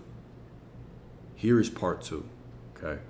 Part two is that once I do that, now I want to begin to see them purely with love. I want to see the perfect version of them, right? I want to forgive others so my Father in heaven can forgive me, meaning I want to see them as perfect so they can change. That's what that really means, right? So the moment that they start doing things, I set those boundaries, but I still see. So this is the thing, right, that kind of gets people off. You don't have to do anything, but I will always say you do what's right in the reality that you are in while embodying the reality that you want to be in, right? So you go to the end, you stay in the reality that you want to be in, but whatever shows up in your present life, you just handle it accordingly, but knowing that you are already in the end. Sounds like a little contradiction, but it's not. You can't just completely ignore, like, this reality is still perfect. So you can still love it and you can still use it to learn whatever lessons in the unfolding of what you want. But while you're walking through this, if you got to set boundaries, you do that. But you still see them as perfect. You see them as the ideal version of themselves, and then you allow that version of them. You give them energetically. This is what you're really doing, right? When you're seeing people as the perfect version of themselves, you're energetically giving them the space to allow a different version of them to step forward, right? So you do both. You set the boundaries and you see the ideal version of them. Bada bing, bada boom. Multitasking. See, I like that. Here we go. Multitasking. We're talking about spiritual, conscious multitasking. Conscious multitasking.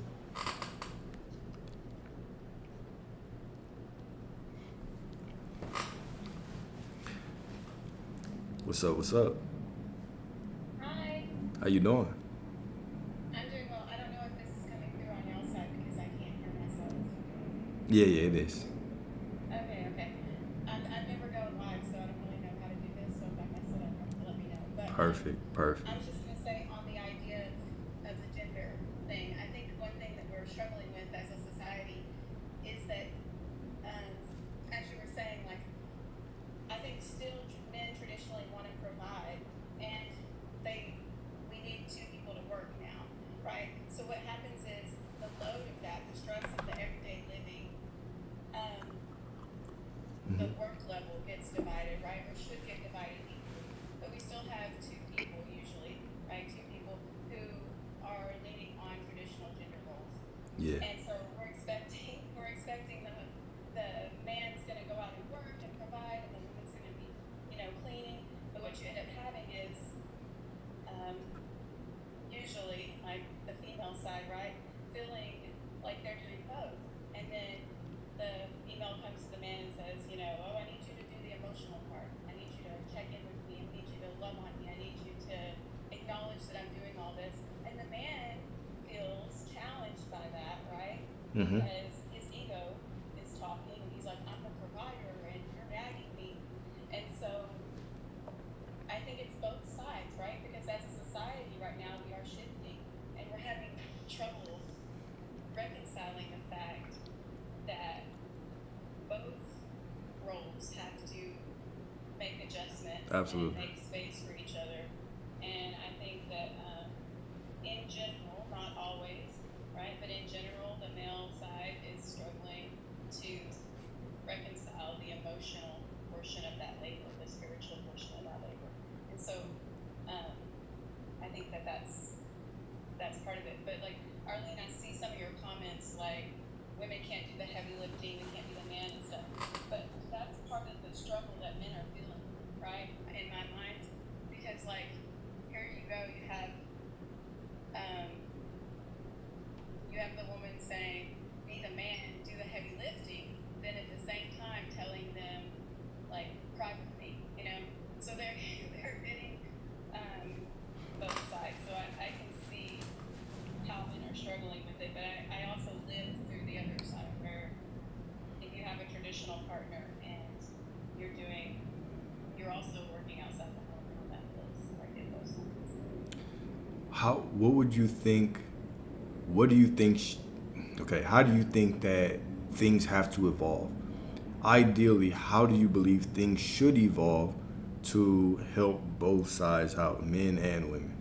well, ideally, I think we all would agree that it starts with self, right? We start with ourselves.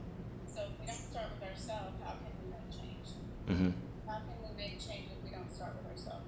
Giving ourselves, like for my own self, when I split with my partner, the first thing I ask myself is, why was it so important to me, right? That he gave me that part of myself. Why did I need that affirmation from him so badly? Why did I need that support? And then I start asking myself how I can give that to myself, right? But I think it's important for men to do that as well.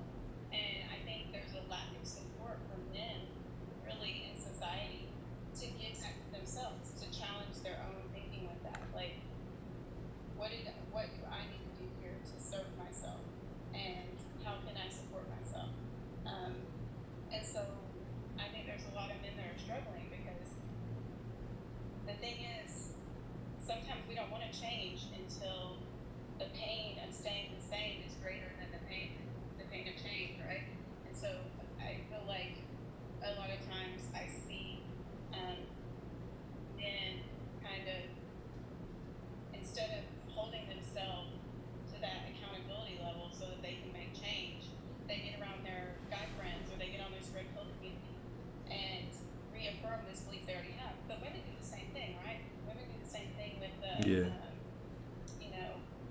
some of the just take them in for their money and, the perks, get the personal. So, I mean, technically do the same thing, but I think because women have to typically, traditionally, be the mom or the parent, usually when families split, females take the kids, that they're forced to sort of do both a little bit more often, and so they have more practice with pulling in both sides of themselves, the masculine and feminine, where the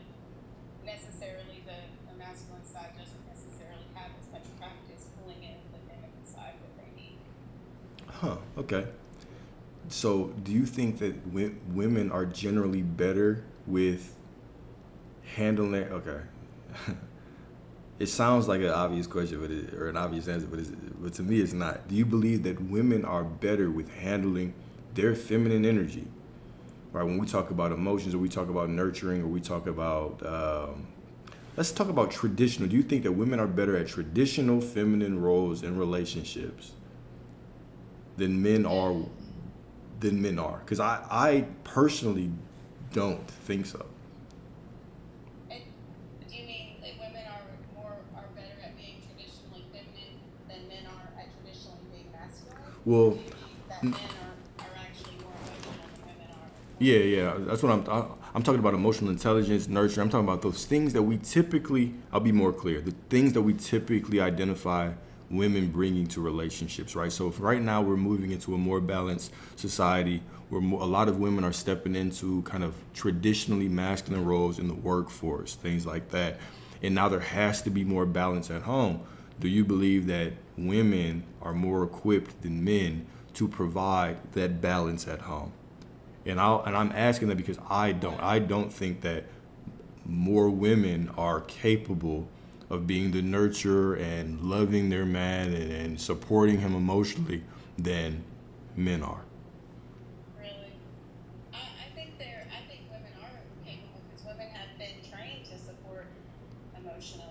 The difference is that men don't feel it the same, okay? Because men, in my opinion, okay, right, this is my own experience talking, Mhm. men usually come at a problem from the source of ego.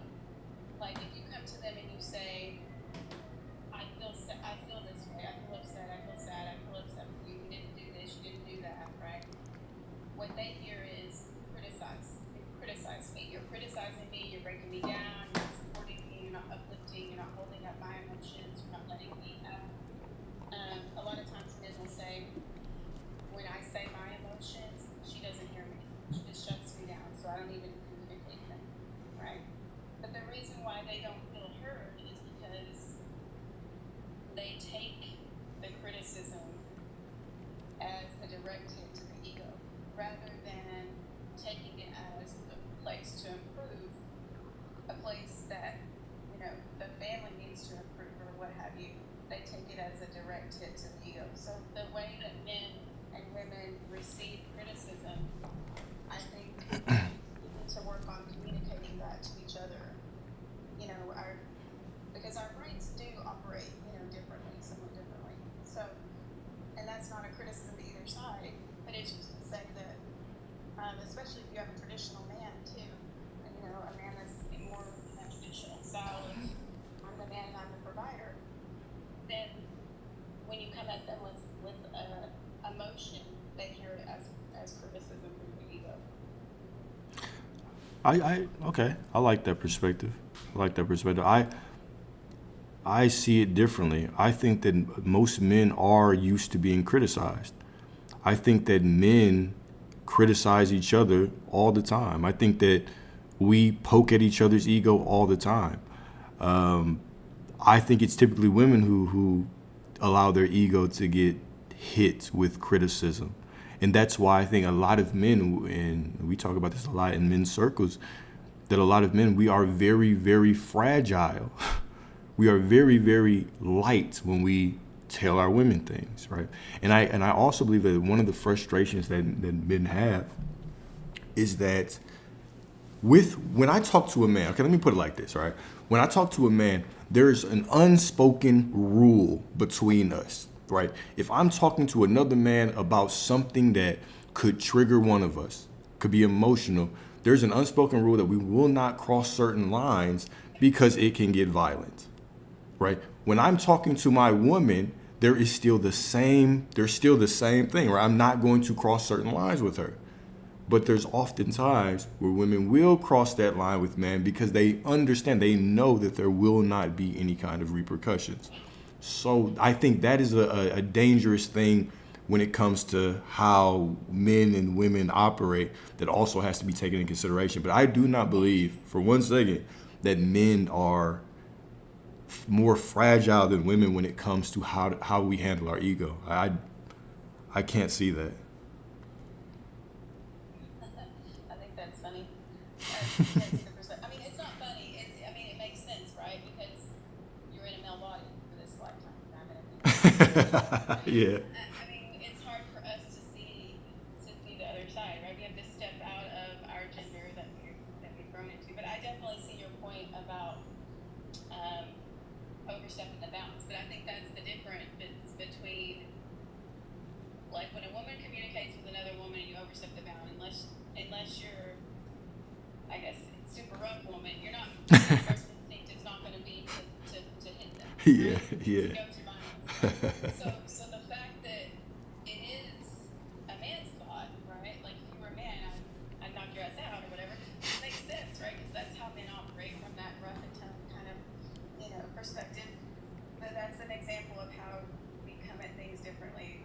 Yeah. As a different gender. Yeah, agree. So I think that's what our society is struggling with, is that we still have, some of that traditional training and our biological makeup that leads us to be, that's why the traditional roles kind of fell into place, partly, not all the way, but partly, is because, we are biologically different as well. Yeah.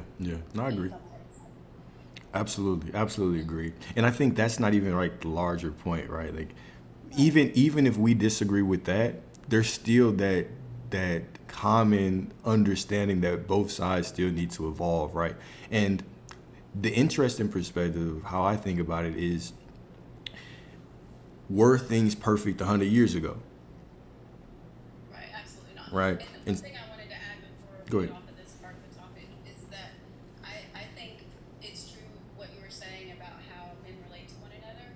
I think that's one of the key things that I would like to see encouraged in men is positive relation between each other, right? Because I think that's one of the biggest things that even women, most women will agree that men need other men. Men need other men to train them, to teach them, to listen to them, to hear them, just like women do. You know, we have women's groups. But a lot of times, the positive influence of a man on another man is not there as much as it should be. A lot of times it goes in the negative way. Like, instead of encouraging each other to be, to grow spiritually, to grow themselves, it's more of like, there's a whole side where the opposite direction where we're encouraging each other to go down, go to that lower level in our opinion instead of the upper level. So I would love to see, a lot more push for men to support each other, speak to each other, and hold each other accountable too. I agree. I agree. One of the beautiful things about women is that y'all do have like sisterhood.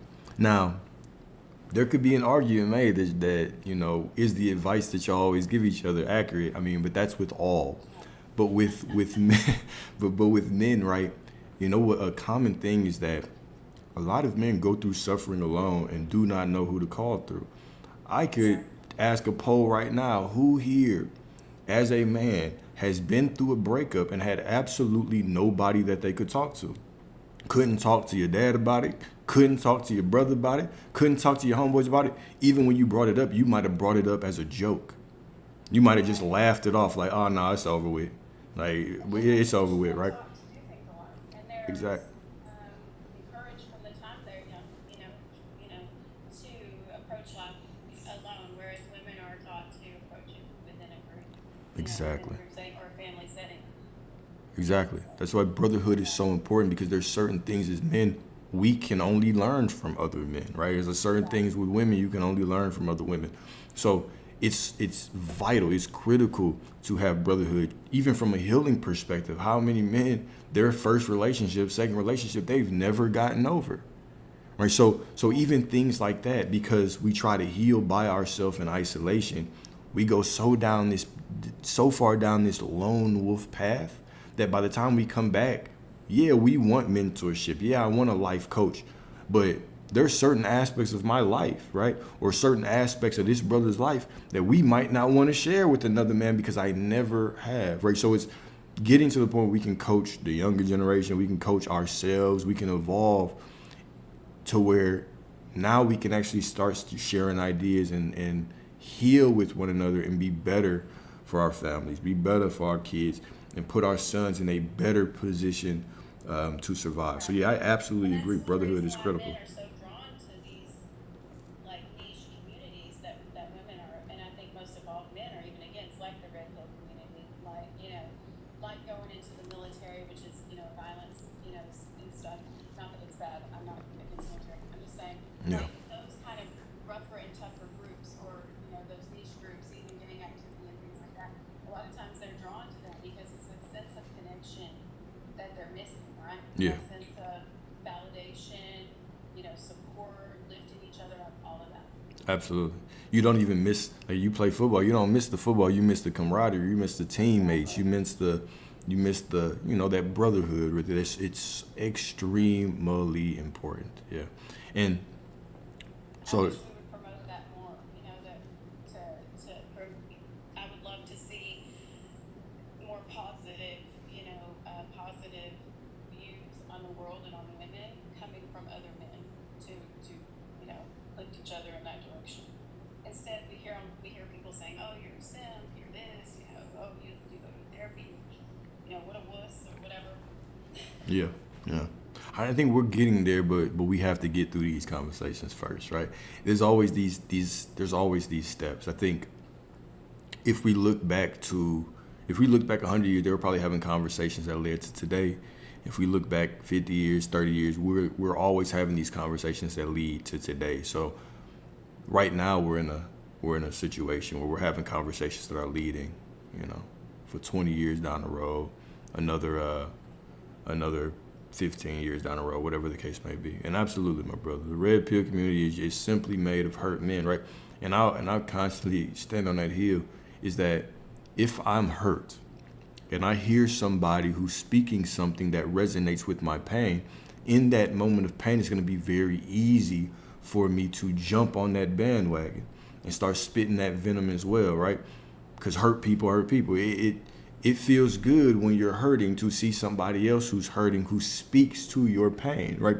We're emotional creatures. We love to hear people speak to our pain. So it can be very easy to gravitate to those wrong messages when what we should really be trying to do is get more conscious and get better with our relationship with ourselves and with our women.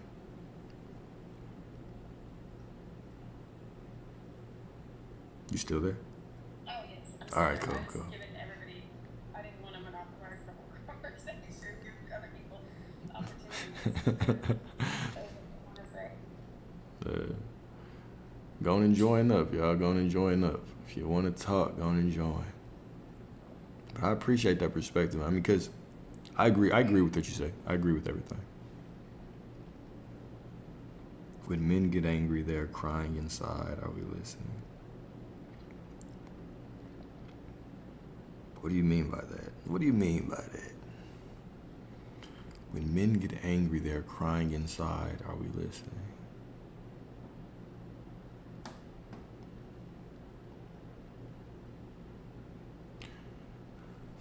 But I mean, how seriously can you take a quote unquote gender role anyway? A gender role is simply something that benefits you in society right now. Right? They morph all the time. Oh, we got another joiner.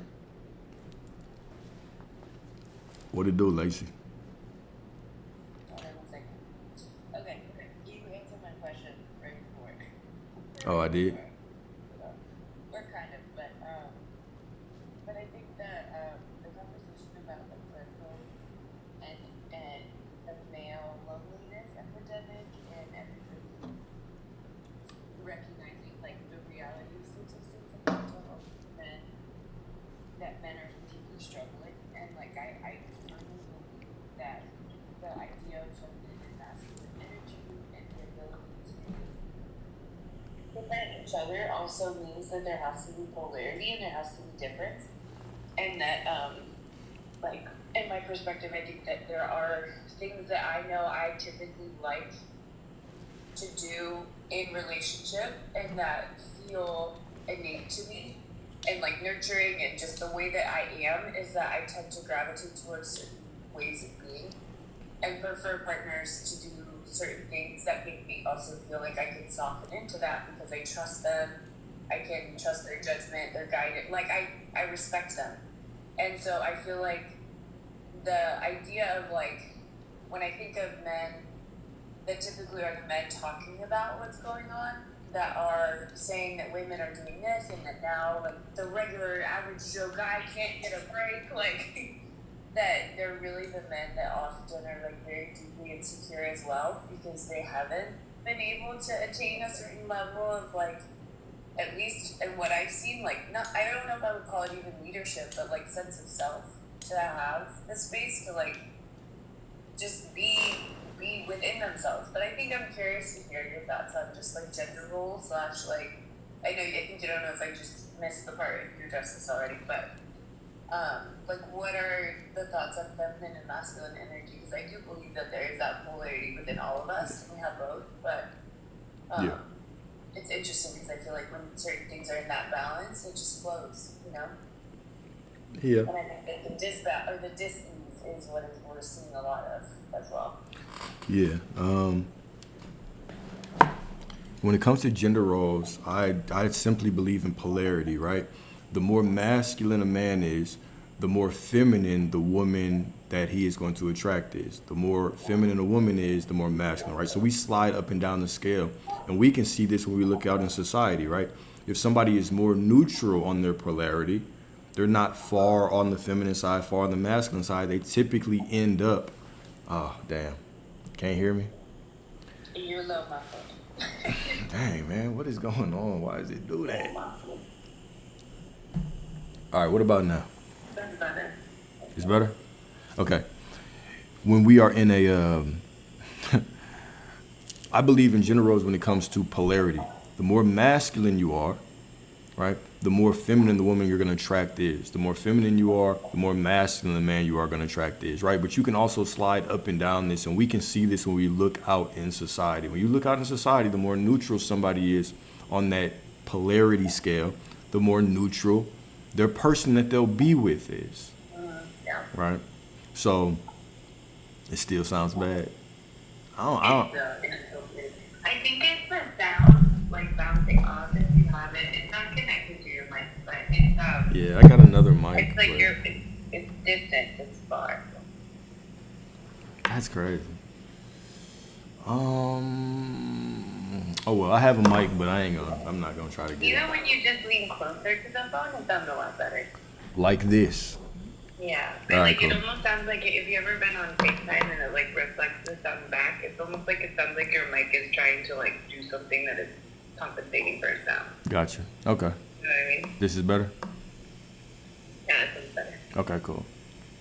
Do I have to repeat this? So to repeat that, basically, the more masculine you are, the more masculine you are, the more feminine your partner. The more neutral you are, the more neutral your partner. Yeah. So that's all I mean. So when we talk about gender roles, we are simply talking about polarity. The gender roles are mainly what society deems that a man and a woman should do. Right? And that's something that society has. But if you go across the world, you're going to see different societies that have different things that are happening. Right? Certain places, women are married young. Certain places, women have the opportunity to live their life. In certain places, it is actually not a man that's going to be always paying or be responsible for paying for the first date. In certain places it is. So those gender roles are typically defined by the society that you are in, and they're always going to evolve. So I don't get too attached onto anything that changes. I've talked about gender roles a lot in I guess previous talks, but I will say this, right? I do believe most men want to step into that leadership role, and they want to take care of their wife 100%. They want to do whatever for her. They want to provide for her every need. They don't want her to work. They want her to just stay home or take care of the kids or do whatever she wants to do in her free time. And I also believe that most women would want their man to lead from strength, take care of them, right? Provide their every need, all of those things. And I can hear myself echoing, so I know it sounds bad. All right, but yeah, that's all I'll say. Yeah, I agree. I totally agree. I think in general, and I've seen it to be true too, because like, again, everything I am is what I've found in people, and like the mirror of that, but that when you find that space of like feeling confident in what feels like the expression of love and the verb of love, like it's not just the emotion of love, but how you show love when you don't feel like loving and doing, and sometimes that looks different depending on, but like typically I know when I am in the most grounded and like solid places in my own relationship with myself, I 1,000% have the desire to nurture and to do that, like that is just innate in me, that when I am with somebody that I can trust their leadership and I can trust their connection to source, their connection, it just takes the whole layer off of me having to function in all of those other ways too, Yeah. to be a mother to a grown-ass man, like, respectfully, it's exhausting. Ain't no fucking time for that in this precious life. And I've done that. And it's not like, again, that's where I was at. So it all was a mirror. But it's also, I've just like realized how sacred that dance is. Like there's different things you learn in different relationships too. So I think that sometimes I had to see what I didn't want. Yeah. And then be like, nope, yep, I need that. Yeah. Need that. Like 100% cannot go down from that standard. But I don't know. I think there's just a lot of people that are hurting and they don't know what to do with it, and it manifests in some poor behavior. Yeah, I agree. But I think we're always on that journey, right? I doubt there's ever been a time where the people in that time thought that everything was perfect. They all had ideals based on whatever, and things have changed to get to where we are right now. So, I hear y'all, but I still believe that there's just this constant growth we have to continue going down to get to where we want, and the target's always going to be changing. We have to change with society. As long as society's changing, we're going to have to change. Yeah, there's a lot of healing that we have to do, but you know.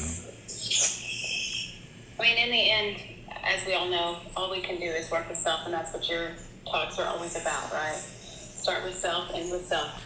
So Start with self do and with that, self. and you should attract the mirrored self that you want. You That's should. the goal, hopefully. You should. And then being able to pick out who's right, who's wrong, who you want, who you don't want, who's worth putting your energy into, and who's not. Yeah. Well, that's work within yourself, though, right? Because you're Absolutely. journaling your own desire for your own life back to yourself. Absolutely. When you picture your perfect partner, what you're really picturing is that support for your own self that you need. So you're writing that down, and you're just putting that out, and hopefully bringing that back to yourself. That's That was what a I'm talking bar. about. That was a bar right there. I That was a appreciate it, guys. I bar. love it. I'm out there. Appreciate you. Bye.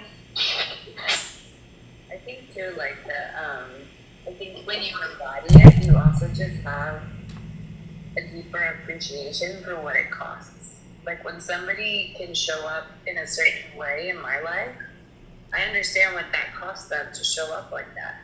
You know, and like the sense of self-discipline and regard and like just trying, you know, like you have to live with intention in some capacity to like function at a healthy level. And so I just feel like there is every relationship I've been in has been like, it's just continually gotten better because I've gone into it going, oh, let me see what I can learn, versus it being about expectations anymore. I always had subconscious expectations and things that came up throughout, but like once you kind of let go and actually can witness the person in front of you, I feel like relationships can be some of the most powerful, if not the most powerful, like transformation, because you're so close and it's driven by love, you know?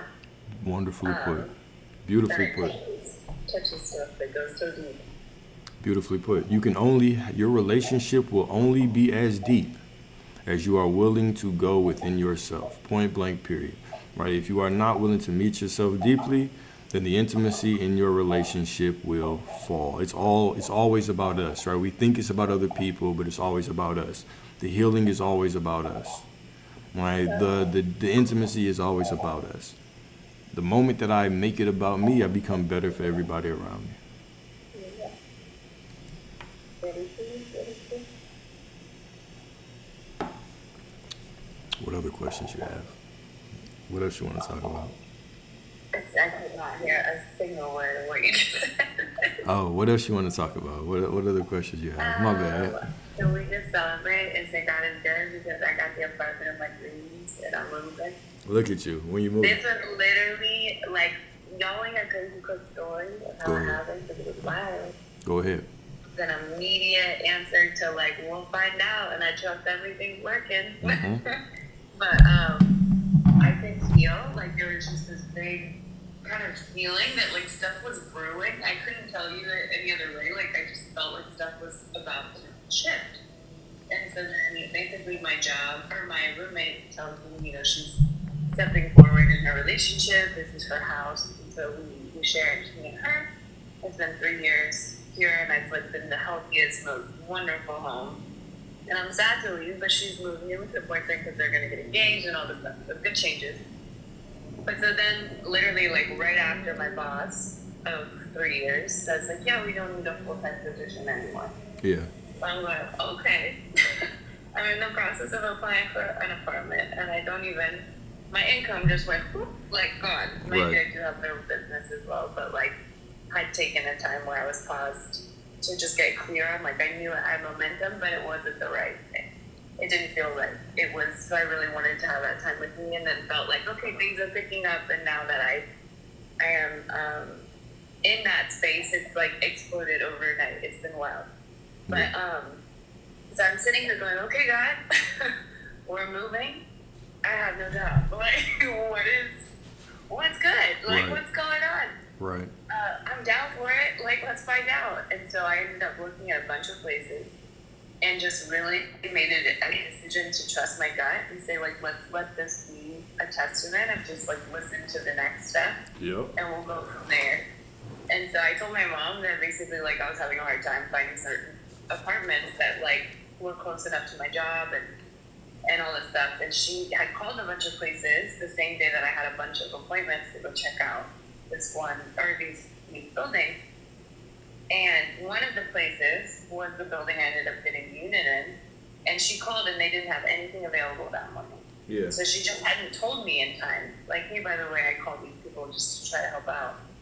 And so I went to all these apartments and they didn't have anything. I'm like, what the heck? Like, why can't I find anything? Yeah. And so I finally was driving just down this random road and I see this nice apartment building. And I go, let me just walk in and see.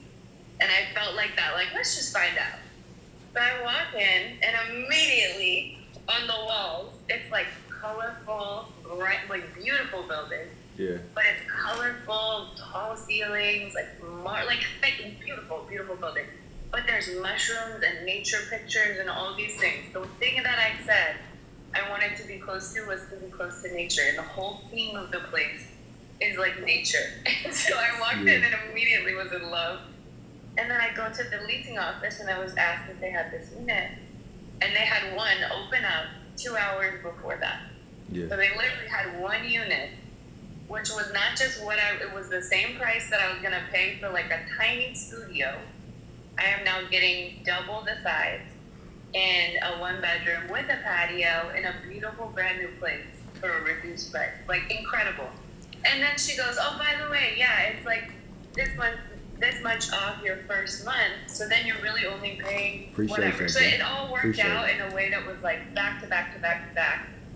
I left and just went, this is where I want to live. I'm going to live here. Yep, I'm living here. It's going to happen. And everything just fell through, or just happened. That's all it And takes. then within less than a week, I had a job offer that kind of, again, fell into my lap and is an additional $24,000 a year to the same exact job.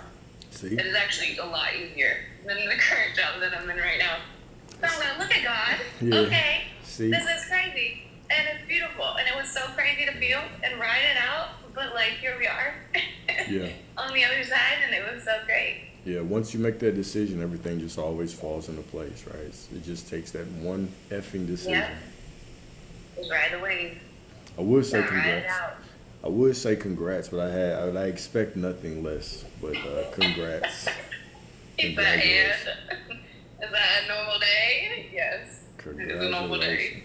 Congratulations. It's just another But day. there's still gratitude, okay? There's Yes. always gratitude. Cool.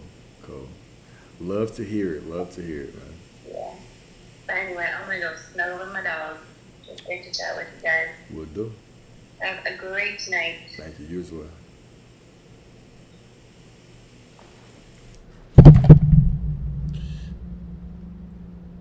But yeah, bro, it's a nice high. I'm in Dallas right now. It's in Dallas. And then also to answer your question, yeah, it's all on YouTube. So everything we do is on YouTube, streamed straight on YouTube. You can always see everything there as well. Right? What else y'all want to talk about, man? What else do you want to talk about? Y'all have questions. You want me to clarify any concerns you have? Right? You want to get a little mini coaching session to manifest the life of your dreams. Going and request up is Friday night. Y'all are all in the house, knowing you ain't doing shit. Going and jump on the live, man.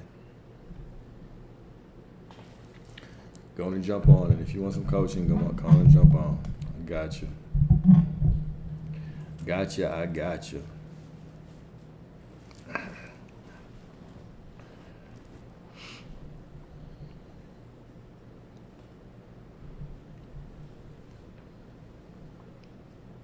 y'all get shy. I know y'all get shy. Right. It's 10:09. I might go have a drink after this. Enjoy myself a nice drink.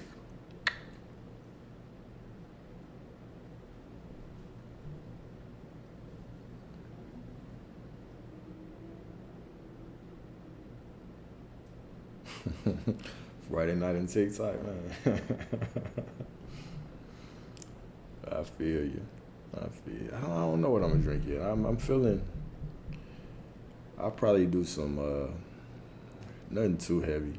I say nothing too heavy. I was finna go straight to whiskey. Nothing too heavy. Maybe a double shot of whiskey on the rocks. Shit was something brown. Something just to relax. Something just to relax.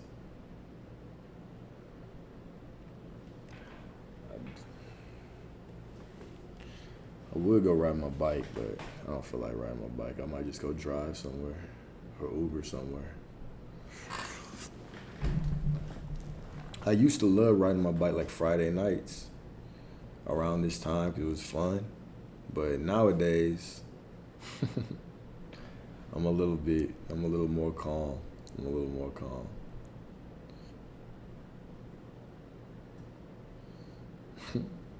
That apple crown apple. I don't like crown. I used to like that, I used to like vanilla crown a little bit, but I never really been a crown. I like Jack Daniels, that Gentleman's Jack. I like Jack Daniels. Let me put y'all on a tequila though. Have y'all ever had a tequila called Mi Familia? Mi Familia tequila. It's really good, extremely delicious tequila. I always, well, I don't have a bottle right now, so I was about to lie and say I always have a bottle. But I typically do. I just ran out of it and threw it out. So I was gonna go to the store earlier and get another bottle of it. I just didn't go to the store today. I'll probably get another bottle tomorrow. But it's called Mi Familia. If you get that Mi Familia Reposado, it's really good. It's really good. The bottle's got like the cap on top of it, right? The cap on top of the bottle is a shot glass. So you can turn the bottle over, it can pour up a shot, you pull it out, you can have a shot, right? Or you can put the clamp on it, and you can just carry the shot around. It's pretty cool. With that Crown Apple, man.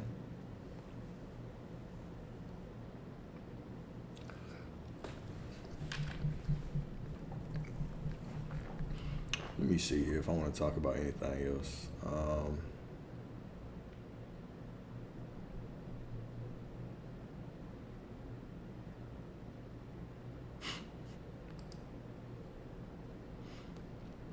Let's see here.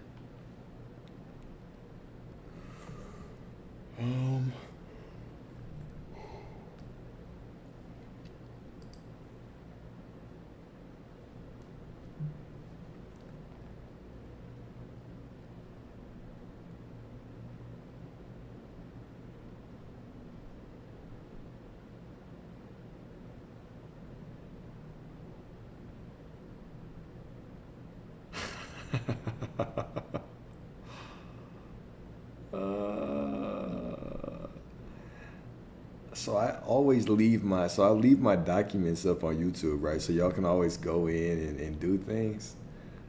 But I don't really go back to them because I don't really go back to the old versions. Now I'm looking at some of the edits that y'all do because I was just gonna open up a random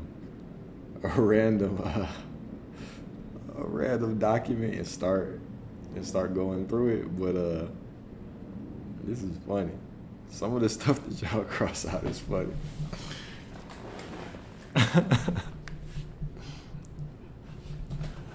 Some of y'all are trolling though. I already see what y'all are doing. Y'all come on here with no point, no purpose but to talk shit, but to make jokes, bro. It's just so funny.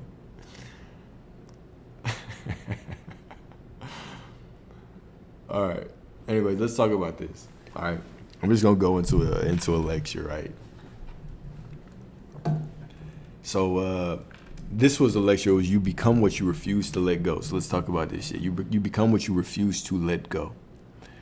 I like this topic a lot. All right, so let's start with Matthew 6:14 through 15. I always quote this scripture. Matthew 6:14 through 15. For if you forgive other people when they sin against you, your heavenly Father will also forgive you. But if you do not forgive others for their sins, your Father will not forgive your sins. Interesting. What does that mean? For if you forgive other people when they sin against you, your heavenly Father will also forgive you. But if you do not forgive others for their sins, your Father will not forgive you. Okay, so I better forgive, but I better not forget. Is this what it means? No, this is not what it means. Remember, we're talking about all these things from a very metaphysical sense. So when I say I forgive, but I do not forget, what I'm actually saying is I forgive, but I'm still holding on to the version of you who did me wrong. Therefore, that version must step up. This is why one of the keys of getting that person you want, getting that SP, right? One of the keys to this is what? One of the keys, okay? One of the keys to this is I must see you as perfect. Let's go further. How do I see you as perfect? Because I know that there is no separation between me and you. And I see myself as perfect, so I must see you as perfect because you are a reflection of me. And the moment that I start looking at everybody, seeing everybody with pure love, the version of them that I want, now they can show up in the way that I want them to, right? I'll give you grace. I'll give you grace for not coming up here. That's cool, though. All right, so you are not what happened to you. You are what you decide to remember. You are what you agree to embody. You are what you dare to claim. So let this be your moment of unnaming. Let this be the hour you bury the ghost that no longer reflect the God in you. I originally put the God in you, and somebody crossed out the God in you and put reflect the God. It's so funny. All right. So let this be your moment of unnaming. Let this be the hour you bury the ghosts that no longer reflect the God in you, because there is God in you. Okay. What if you've given up on the idea of the SP is outside of you and only given it to yourself? What if? I want to hear your response. What do you believe? Answer that question from what you know to be true. What if you've given up on the idea of the SP is outside of you and only given it to yourself? Okay. So that specific person, you've given up on the idea that it's outside of you. You understand that it's within you, that everything is within you. All right. Then what? Now what do you do? What do you do? How do we do this? How do you give it to yourself?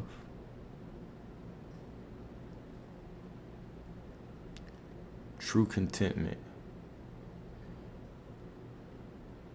I'm gonna have to Google that. I'm gonna have to Google what you're trying to say. What does this mean? True contentment. Let's see.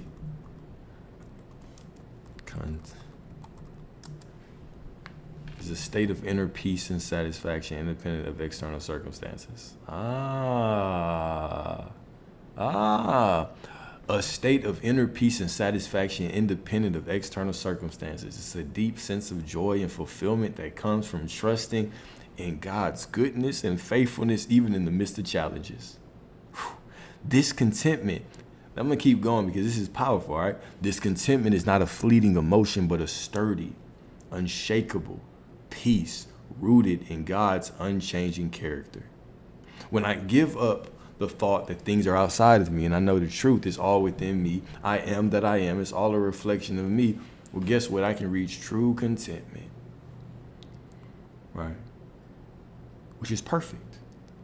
Which is where you want to be, from the point that you understand that you are everything, that you can relax in the knowing that everything is within you. This is the point where you can receive everything that you want. Having things, right? The state of having it and the state of not giving a damn is often the same.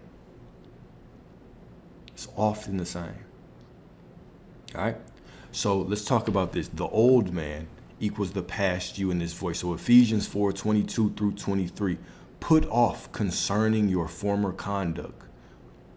Put off concerning your former conduct the old man which grows corrupt according to the deceitful lust, and be renewed in the spirit of your mind. Put off concerning your former conduct. Put off the old man. The old man grows corrupt according to the deceitful lusts. Now, we ain't talking about just your nasty sexual desires right here, right? Be renewed in the spirit of your mind. So what is the old man in this? The old man is the version of you who is cheated on, who is abandoned, who is betrayed, who clings to those old stories of who they used to be, right? When I ask you, okay, what do you want? And you say, okay, I want this person back. But Alex, let me explain everything that happened in the past. They cheated, they betrayed me, they lied, they did this. If you understood this, then you'll understand what I'm up against. Say, I don't care about that. Stay in the end. None of that matters. That is the old man. This is what this verse is talking about. Ephesians 4:22 through 23. Put off concerning your former conduct. Let it die, let it go. Put off your former conduct, the old man which grows corrupt according to the deceitful lust.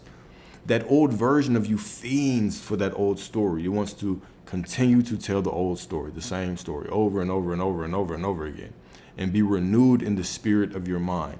What is the spirit of your mind? Your I am awareness. Be renewed in the spirit of knowing that I am that I am. I am that I am. Okay, so the old man, the version of you who was cheated on, abandoned, or betrayed, the self who reacted with fear, neediness, resentment, or low self-worth, it's the old man. The one who operated from trauma, from shame, from scarcity or wounded ego, who got caught up in this physical game so much that they thought it was real. All right. I'm not saying it's not a real experience. It's definitely a real experience, meant to enjoy, meant to teach you things, meant to help you grow. But don't get so caught up, right? Where you start identifying with your trauma, with your shame, with your scarcity, with the wounded ego, all right? The you shaped by external circumstances rather than inner truth. The version of you, that old version of you that you are casting off, that gets its self-worth from the external circumstance. Because they did this, that must mean I'm not worthy. Because they left or they did that, that must mean I'm this, I'm unloved, I'm whatever the case may be. Those are the old man. It gets caught up in the deceitful lies of this reality, okay? So to manifest something new, you cannot drag that version of yourself into your future. The vibrational signature of the old man attracts more of the same because reality mirrors identity. The vibrational signature of the old man attracts more of the same because reality mirrors identity. You don't live there anymore. You're not that version of yourself anymore. Okay? Let's keep going. To drop the old man is to spiritually die. Okay? I selected a version of him I want and I'm not accepting any other version. You already have it. You already have it. That's what I like to hear right there. You already have it.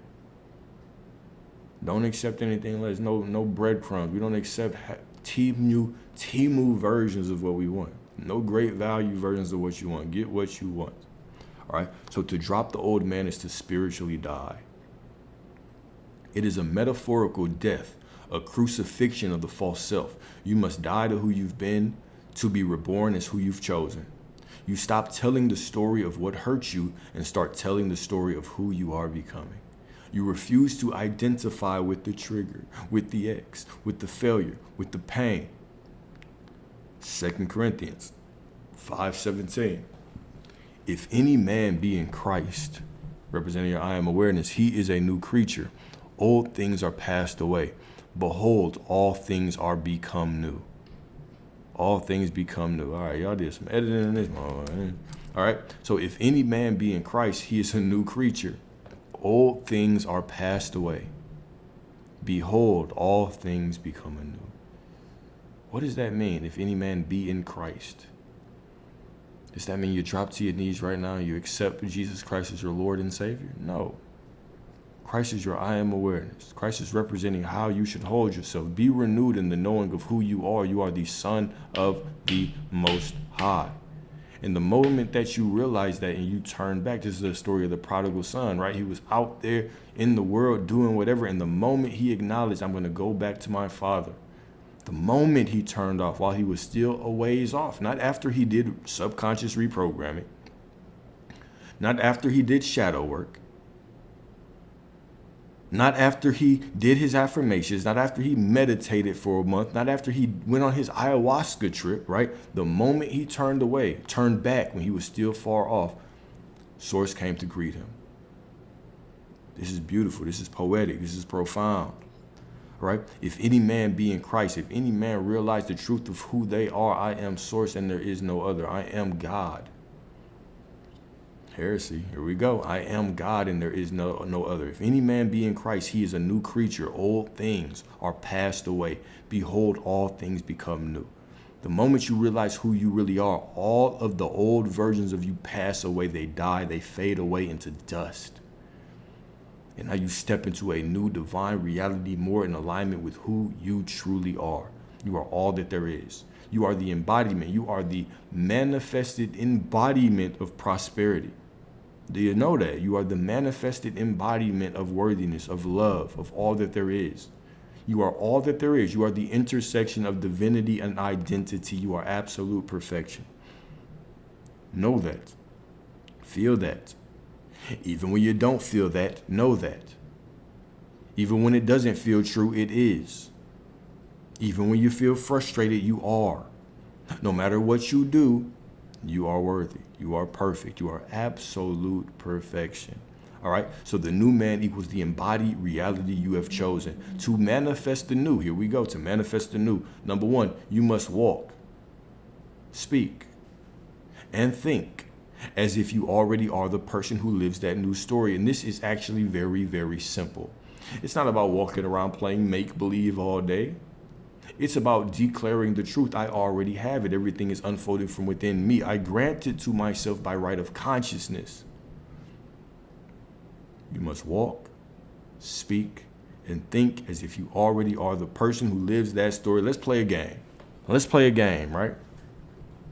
Let's play a game. That's going to be the first question in the game, okay? If I already have it, right? I must walk, speak, and think as if I already am the person who lives the new story. I'm in the new story. Now, let's say I see the opposite and my nervous system is going wild. It's going crazy. What do? Do I have to act a certain way to get what I want? B, do I have to regulate my nervous system to get what I want? Or 3, do I simply need to walk, speak, and think as if I already am that person who lives the new story by saying I already have it. It doesn't matter how I feel. Let me give y'all 10 seconds. Okay. Here we go. We got one, number 3. We got 1, 3. We got any other answers? Anybody else? Okay. If you already have it, it's not about how you feel, right? We understand that in scripture it says, as a man thinketh in his heart, so is he. Thinketh, not filleth. What else does scripture say? Let's be very clear about what scripture says. I want y'all to hear this because this pertains directly to the nervous system regulation. This is what scripture says about your feelings. This is what scripture says about your feelings. The heart is deceitful above all. Who can know it? This is what scripture is saying when it's talking about your feelings. Your heart is deceitful. Who can know it? As a man thinketh in his heart, so is he, not as he feeleth. I tell the story all the time. I'm about to be homeless. I didn't know where the money was coming. Nervous system going crazy. All the time. All the time in doubt, right? But I did not speak against what I wanted. I stayed in the end. And guess what? A miracle fell out of the sky. Still can't explain how it happened. Everything turned around. Don't allow your feelings to give you an excuse to speak against what you want. Because nervous system regulation can be an excuse that we can use because we say, oh, because I feel this way, I need to reprogram it, so I might as well just think about what I don't want. You already have it. If you already have it, it doesn't matter what your nervous system is doing right now. You already have it. It's still unfolding perfectly for you. Question number 2 for y'all. First one to answer this is going to get a prize. Okay? You're going to get a prize. Okay. Now, let's say I'm walking through life. All right? You got to wait till I give all the answers. All right? It's going to be a 2-part question. Or a two answer question, all right? I'm walking through reality and I see something that I do not like. Uh-oh. I'm going through reality and the circumstance looks unfavorable. It looks opposite of what I've been asking for. All right? Now, how do I stay in alignment with what I want when I see something unfavorable out there? Okay. Number 1, I gotta give both of the answers first, and then you can answer. Number 1, if I act calmly through this, then I will get what I want. Or number 2, if I know that I already have it, and so what I'm looking at is just the middle, if it's not the end, then I'll get what I want. Which one? Which one is it? Number 1, if I act a certain way when I see it. If I transactionally act a certain way when I see it, then I'll get what I want. Or number 2, I already have it, so it don't matter what I see. There's a tie. It was a tie. It was a tie. Since it was a tie, all right? Since it was a tie, y'all, I'm sorry I can't give the prize to anybody. It's unfortunate, right? I know. Because I can't cut the prize in half, all right? But I will ask a tiebreaker to everybody, all right? I'm going to ask a tiebreaker to everybody right here. All right, here's the tiebreaker question. This is for the grand prize. The grand prize, okay? Here's the question. Okay? Are y'all ready for this? Matter of fact, I'll ask you later. Let's get back to this lecture, all right? So number 2. So the version of you, this version of you, that version of you already exists in consciousness and through faith. You wear it like a garment, okay? You wear it like a garment. All right? So let's go back to the new man. All right, so Neville Goddard, what did Neville Goddard say about the new man? Neville Goddard calls this putting on the new man, stepping into the state of the wish fulfilled. Let's talk about the state of the wish fulfilled. Let's talk about the new man. Right? Neville Goddard says, put on the new man. You have to realize, this is that Abdullah. That's why I love Abdullah so much. Because once I heard Abdullah, I was like, oh, that's all I'm doing. I'm not going into this, yeah, I have to do this and affirm. Yeah, I studied it. But what has always worked for me is simply just staying at the end. You know, other things work. But primarily, I just stay in the end of everything I want. I just stay in La La Land. Okay?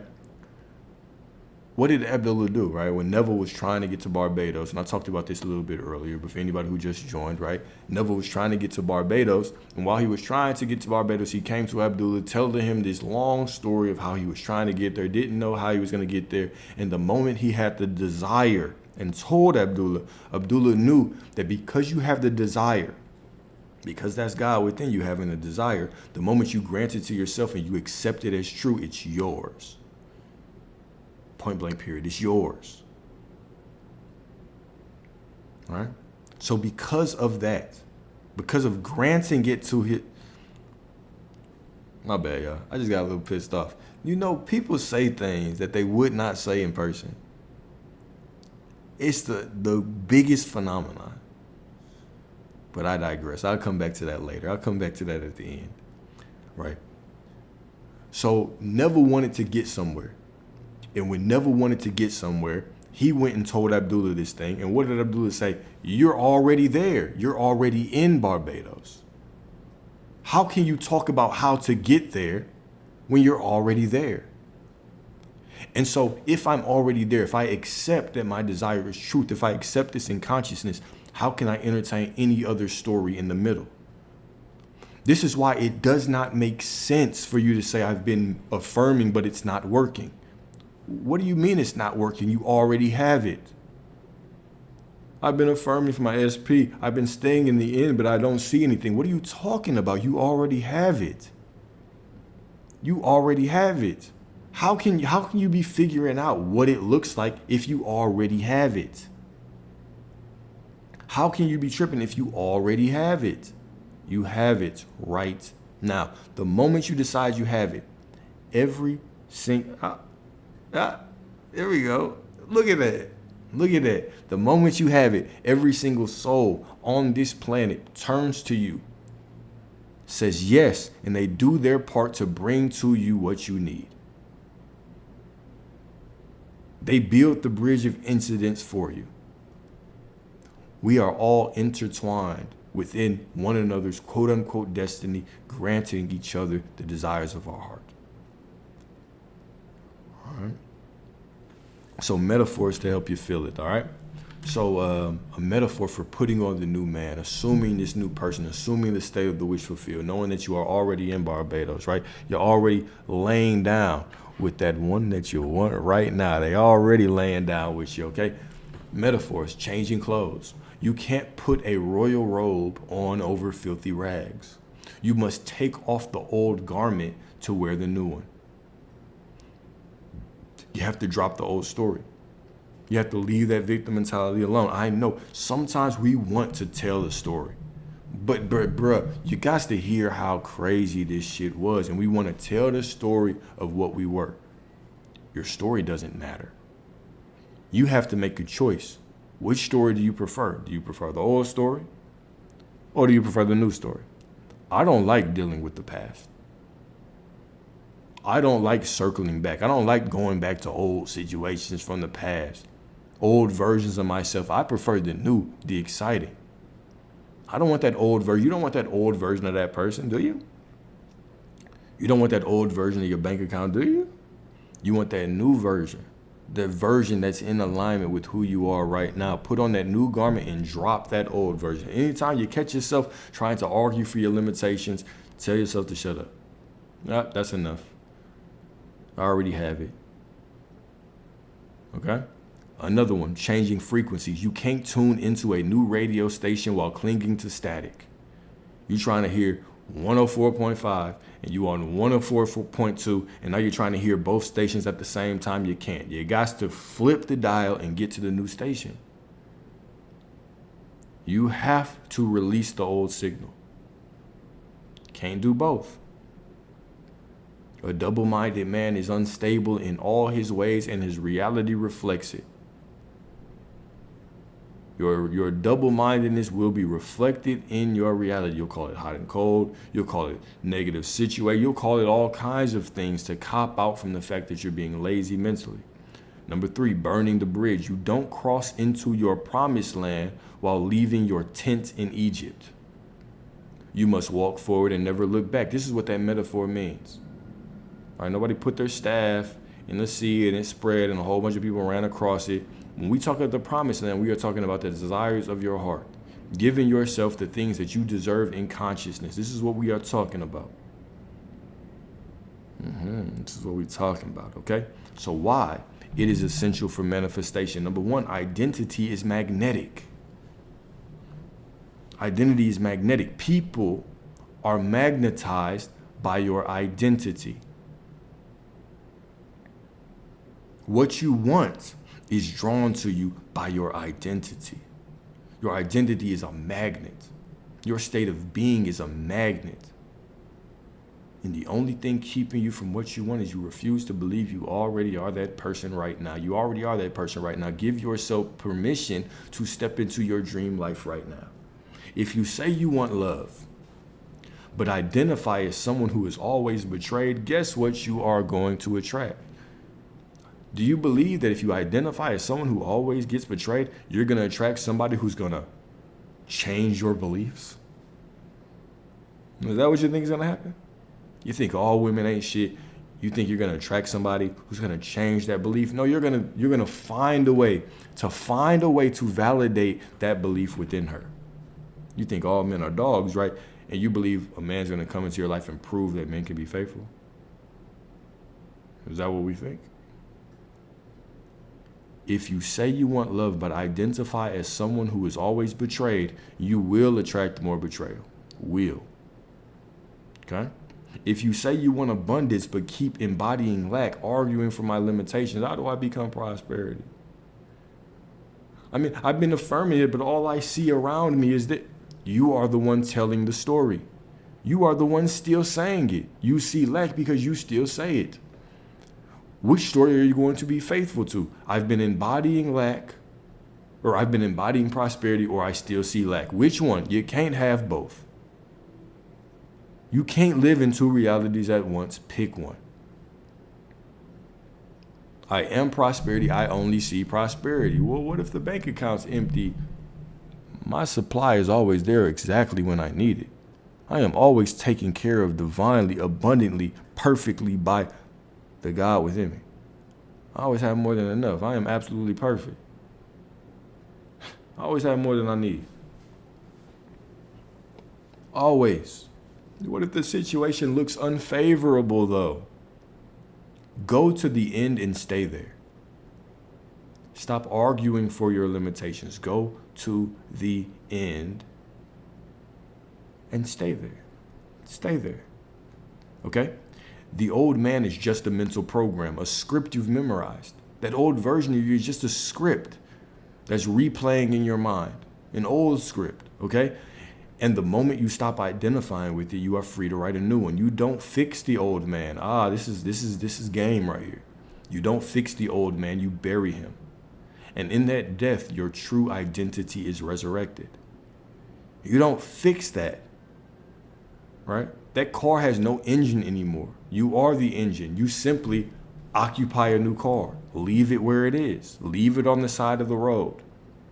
Don't go back to put gas in that car that has no engine so you can stay in the same place. Okay? The lie of the label. Here we go. You were never meant to wear shame like a second skin. You were never meant to keep calling yourself broken, cheated on, abandoned, not enough. Yes, it happened. Let's not deny the truth. It happened. But the moment you claim it as who you are, guess what you do? CPR. Mouth to mouth with that old version of you, and you bring it back to life again. You resurrect the pain with your words, with your focus, with your energy, with your storytelling. Some of y'all are great storytellers. Should be making content. But every time you continue to go back and tell that old story, you are giving that old story life. The more you say, I'm someone who this happened to, the more the universe replies, as you wish. Your wish is my command. Do you understand that you are commanding reality? You're commanding reality. I love the way that once I start ramping up and getting in the flow, it's like everything just starts. All right, not because God is cruel, but because you are powerful. Hear that.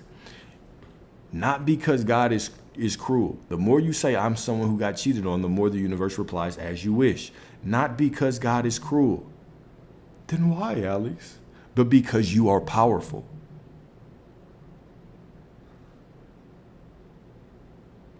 Not because God is cruel, but because you are powerful. Because you are all power. If there's a God, why does bad things happen to people? Look in your own life. Look in your own life.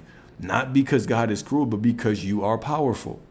As a collective, we are powerful. And as individuals, we are supremely powerful. Reality is done. Source is not intervening. Every single outcome, every single reality that you could possibly imagine is already here. It's already created. Every path to get there already done. God's job is done. Creation is finished. You are the operant power, though, who is pulling yourself into different realities based on your assumptions, your expectations, your beliefs, all of that riffraff, you know? You are the one, right? You are the savior.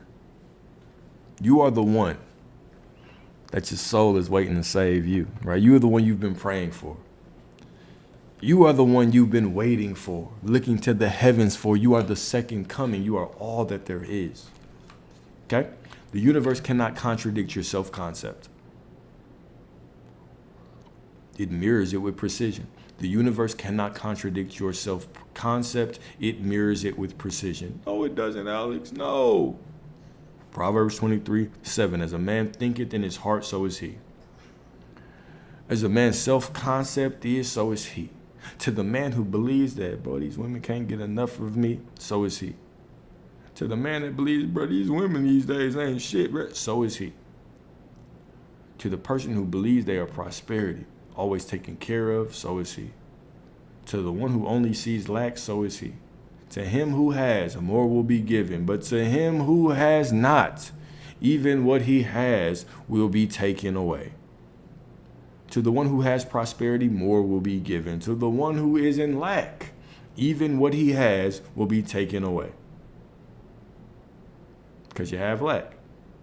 You don't have prosperity. If you don't have source, if you don't understand that you are the divine aspects of the Creator, well, guess what? Even what you have will be taken away. All right? You must drop the old name to receive a new one. Jacob became Israel when he wrestled with God and let go of his old identity. When he wrestled with God. What does this, what do you mean when he wrestled with God and let go of his old identity? What could this possibly be talking about? Wrestling with God. Remember, all of these scriptures, they're all aspects of you. They're just talking about you, different aspects of your own divine consciousness. What could they be talking about? Wrestling with God, what does that mean? Wrestling with your consciousness. God is infinite consciousness. Wrestling with your consciousness and finally letting go of that old identity. When did Saul become Paul? Saul became Paul when the light struck his eyes and his old mission died. The old mission. The old version of him. I no longer live that story. I'm off of that old timeline. Let me take a new name. Some of you might need to take an alter ego. Give yourself a new name. All right? Abram became Abraham when? When the covenant of faith replaced the limitations of logic. Oh, that's mind-blowing right there. Abram became Abraham in his old age. If you remember Abraham, right? He couldn't have kids. Well, he could have kids, but his wife wasn't she barren? Or she was getting close to that age? But Source promised him your descendants will be as numerous as the stars. He had to change his name to Abraham, right? It was the covenant of faith replaced the limitations of logic. Logic would have said, how the hell could I have descendants like the stars? Now he's got a whole people named after him. Right? How? But he became Abraham when the covenant of faith replaced the limitations of logic. Right? Go and I will show you. Go and I will make the way. This is what Source said, right? Source didn't say, I will make the way and then I will show you and then go. It said, go, walk, get your ass up, walk, assume that new identity, and then I will make the way. The end means the way. This is what I mean when I say, when you stay in the end, that is what creates the path. The path doesn't create the end. Staying in the end creates the path. Source specifically said that. Go and I will make the path. Go, pick up your new identity. Pick up your new state of being, and then I will make the path. Blessed is he who believes before he sees. Go and I will make the path. It's already done. It's already done, okay? In the divine realm, name change means nature change. In the divine realm, name change means nature change. To create a new life, you must first kill the name that held the old one in place. This is why when you see these spiritual teachers ascend, what do? They change their name. I am now. I no longer identify with the old self. You can do this too. Give yourself an alter ego. Give yourself an alter ego. And embody that alter ego. Right? Embody that alter ego. Right? So the question is, what name are you still answering to that's keeping your miracle on pause? What name are you still answering to that keeps your miracle on pause? Right? What name?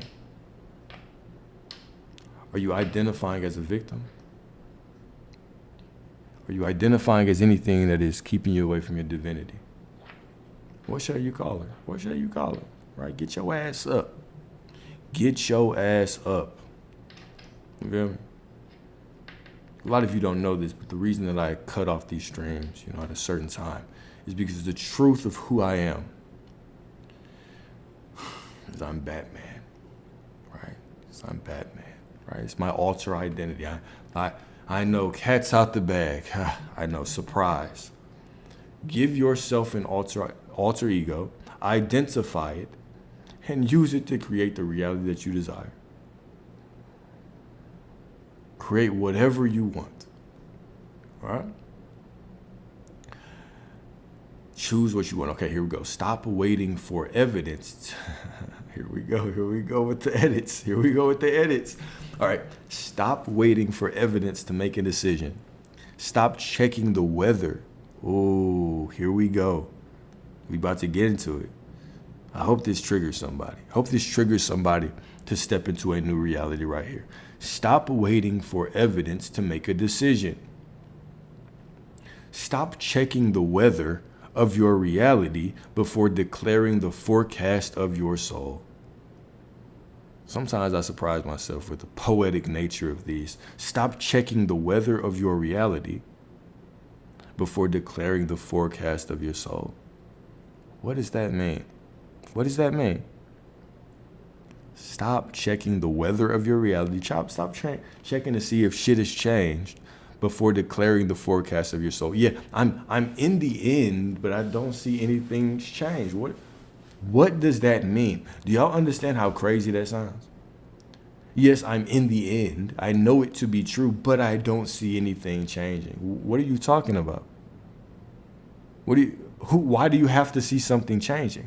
Why are you waiting for something out there to prove to you that you're doing it right? Do you understand? When I say that you make the rules, do you understand that by checking and waiting, you are declaring that it's not working?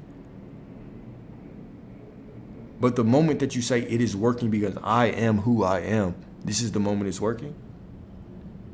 I don't, because you know what I'm saying? Sometimes, we got to be slapped around. Sometimes we need somebody to slap our senses back in place, right? So consider this your slap. Consider this your haymaker, right? I'm gonna give you a left jab and I'm gonna follow it up with a right hook, all right? Stop checking for the weather of your reality. Stop looking out there for validation. I've been affirming. Has it changed? I've been affirming. I've been visualizing. And based on if you see a little bit of movement, now you decide, I've been doing it right. Now I can go all in. Go all in now. Do you understand? You making the rules. You make the rules. You make the rules. You make the rules. The moment you go all in and you tap into extreme delusion mode, I already have it. I don't care how I feel. I don't care what I see. I already have it. And it must work because I say so. The moment you go into that mode is the moment your life changes. If I tell you right now that everything that you want is on the other side of that change, why the hell would you still be that old version of you right now? If I just told you that everything that you want is on the other side of this change, what are you waiting for? What are you waiting for? You have it. And everything that changes, that shifts even a little bit, everything is proof that it's all working out for you. Everything is proof that it's all unfolding for you. Whether it looks unfavorable or favorable, it is proof, because if it is changing, therefore it must be changing for me. If I don't see it changing, that means it must be changing behind the scenes for me. It is all for me. Why? Because I fucking said so. It's all for me because I said so. Because I am the one declaring the path. Because I am the one decreeing things. Thou shalt decree a thing, and it shall be added unto thee. Job 22:28. Blessed is he who believes before he sees. Make a statement, a declaration of your belief, and stay in the end. Everything is proof for me. Everything. Everything. When I say everything, I mean everything. Every sign is a proof that everything is working out for me. Why? Because I said so. Well, how do I know it's really proof? Because you said so. Well, I don't know. What about my nervousness? I don't care. Just say the word. Simply speak your life into existence. Speak what you want and allow it to unfold. Right? We come down this path and we want all these conditional things because you don't know how powerful you are. Your power is in your conviction. Go in your conviction. There's nothing more that you're going to hear that's going to make this click. There's nothing more that you will hear that will make this click. There's nothing more. Right? Nothing more. Nothing more, nothing more, nothing more. Right?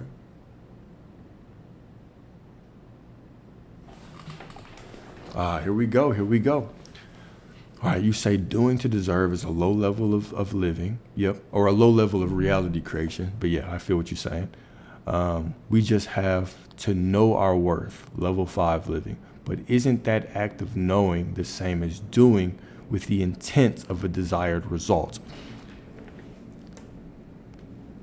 I love when y'all get in y'all bags with the questions like this. I love it, right? No. Okay? It's not. Because there's two different things, right? There's me working on healing. There's me believing that in the improvement of myself, I put myself in alignment with what I want. Okay, that's one way of thinking, right? By going to therapy, by doing this healing, by doing these affirmations, by doing this visualization, by thinking positive, right? I'm doing things, and the more that I do, it puts me in alignment with what I want, all right? That's pure level 3. Now, when I get to level 5, I am that I am. Who I am impacts reality. I don't have to do anything. I simply have to know who I am. Now, what does that mean? Even if I take a day off, I am that I am. Reality must change. It has to change because I am that person, right? It's going from making things conditional. So level 3 is going to be highly conditional, where level 5 is pure unconditional. There's no separation. There's not transactional. I don't have to do any inputs into reality to get what I want. I simply know that reality is just an extension of me. I don't even think of reality as within, so without anymore. Even that is a limitation. There's only me. There's only me. And because I decree that I am prosperity, my reality has to match. Not that it even matches, it's just an extension of me. All right? So I go through life and I enjoy life. I do everything as I want to do it, as I need to do it. Right? I follow the script as it shows up, but I'm no longer walking in a conditional way. Right? Now, the part that you are absolutely right on is yes, there is an intent of a desired result with both. There is an intent of a desired result. Right? There's always going to be the intent of a desired result, but you understand that your intent, because your intent is coming from a place of just me being, just I am that I am, pure awareness. My intention is law now. So my intention is separate from my doing. Yes, I do things because I want to be a better person, because I want to enjoy life and I want to be more articulate and I want to be able to connect with people in a different way, right? In a deeper way.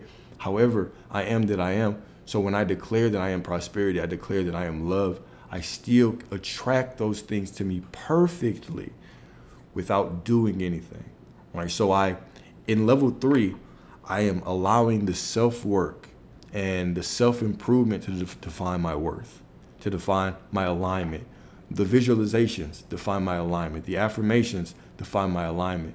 But when I'm in level 5, I do those things for fun. They do not determine my alignment. Whether I do them or not, I still have them because I am that I am, right? So our intention in level 5 is purely based on I am that I am. Because I decree it, I'm always in alignment no matter what. Level 3 is I decree it, but I have to decree it through affirmations, visualizations, through healing, through therapy, those things. So hopefully that was clear.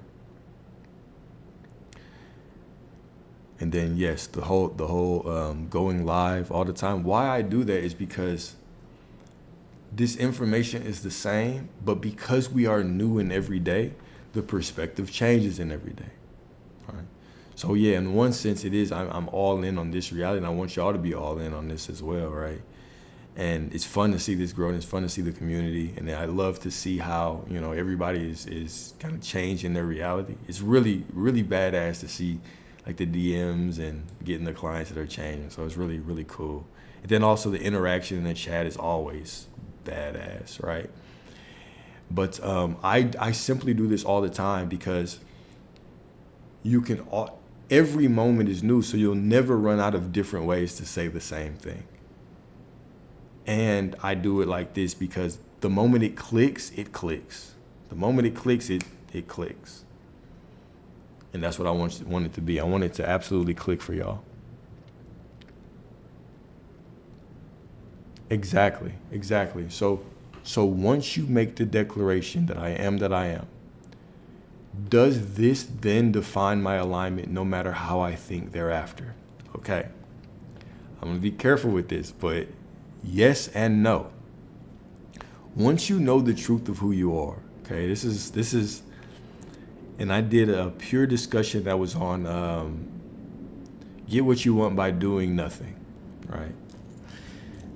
And I have another one planned that's gonna go even deeper in this, and it's gonna be based on what I'm about to say right now. But hear this out, okay?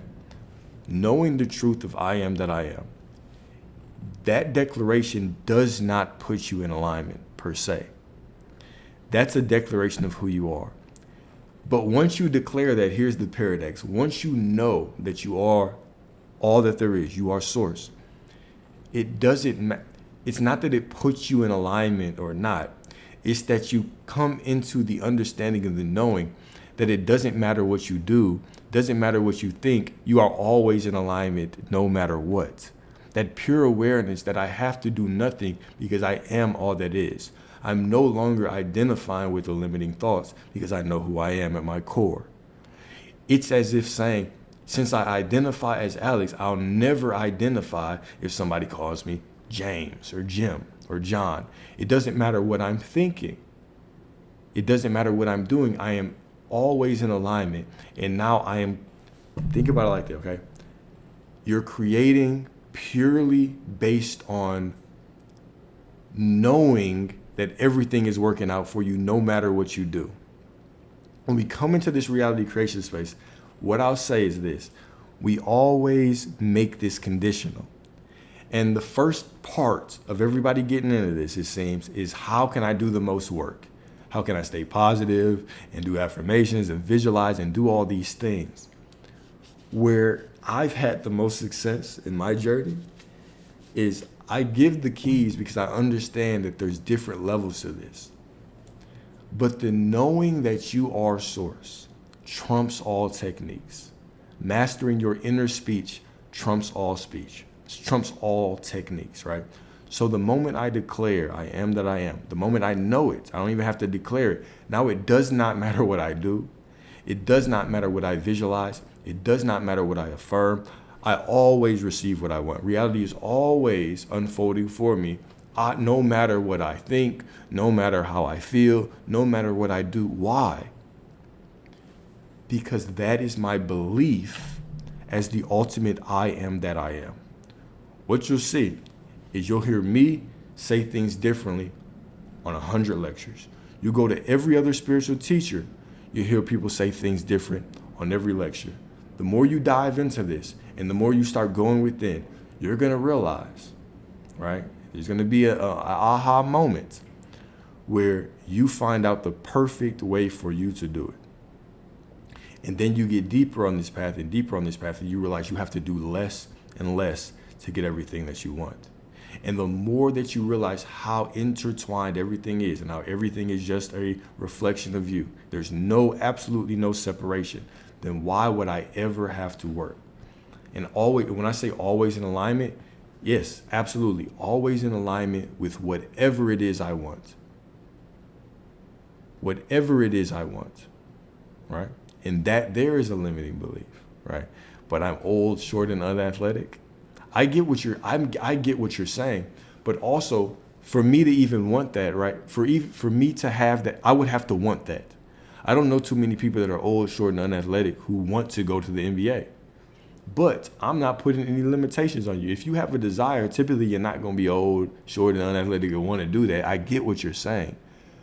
But yes, this is the truth. When you go deep into this, because of who you are as source, remembering that and stripping away these limiting beliefs allows you to create whatever you want, be in alignment with whatever you want, no matter what. Absolutely unconditional. Because why? Because the God within you is absolutely unconditional. The only reason we have not been getting the things that we wanted until now is because we've always been living, why? Conditionally, seeking validation. I have to do this for society. I have to do this for the job. I have to do this for work. I have to do this for my parents. We have been programmed out of our divinity. So a lot of this path is not about learning something new. It's about forgetting who we've been.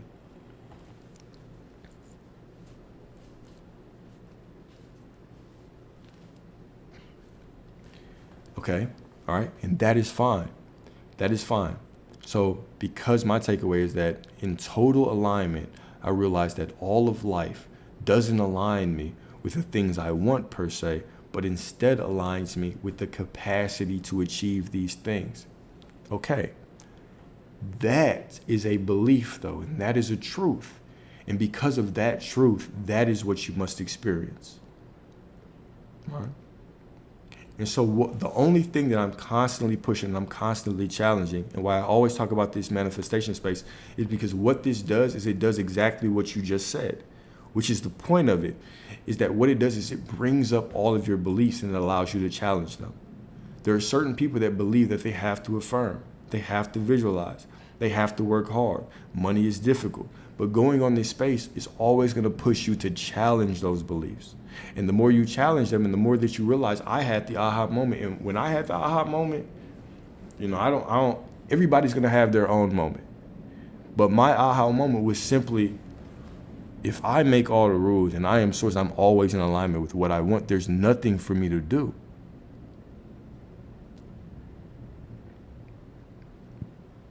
Anything outside of that is a direct contradiction of what I say. But I always make the rules.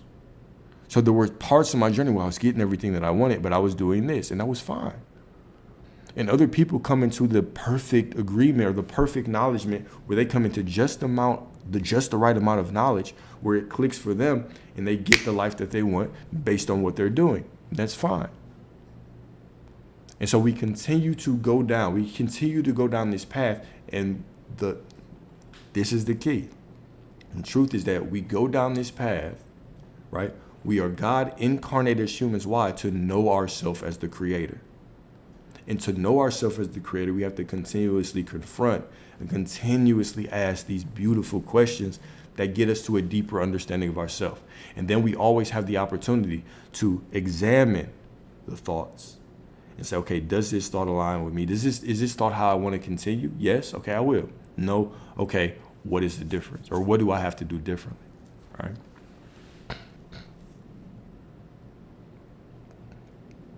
I used to subscribe to the thought of vibration and frequency. If I'm on the right vibration, I'll get what I want. But this is what I'll say. I've never seen anybody in real life walking around holding a tuner and being like, oh, I have to be in the vibration of wealth. Let me tune myself, right? And it's already a mysterious thing. When we start talking about these things that are not really measurable, people will give you the scale or whatever. When we talk about things that aren't really measurable, what we're actually saying is that there's an internal belief. So if I tell you you have to be on the frequency of wealth, what that means to you is going to be different than what it means to somebody else. Some people might be, it's the feeling of wealth. Some people might say, well, you know what I'm saying? I just have to think wealth all the time. Some people might say this. Really, it's an inner way. But what I always will try to push is, I want you to do this in the most effortless way as possible. Now, if that works for you and you can put yourself in some frequency of wealth, cool.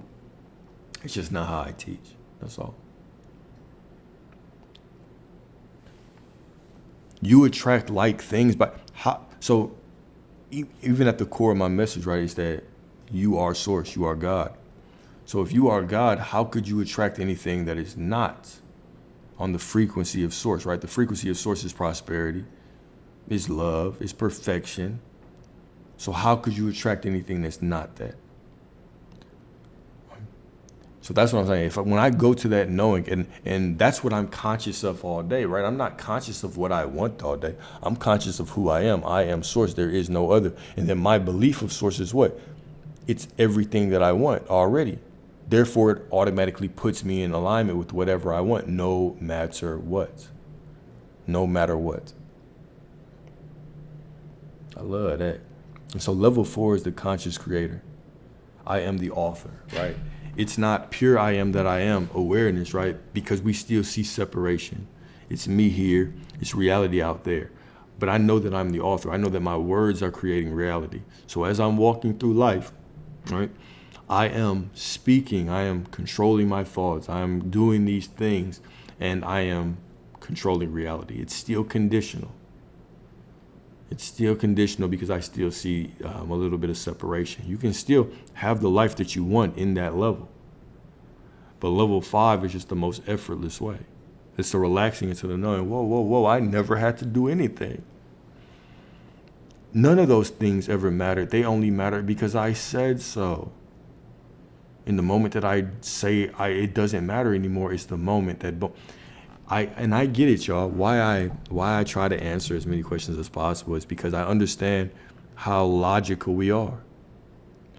And I understand the level of intellect that you have to be on to even get this far down this path. Because my videos aren't for everybody, right? So I understand who is here, right? The same way that I understand the trolls, right? I understand why you are here, okay? So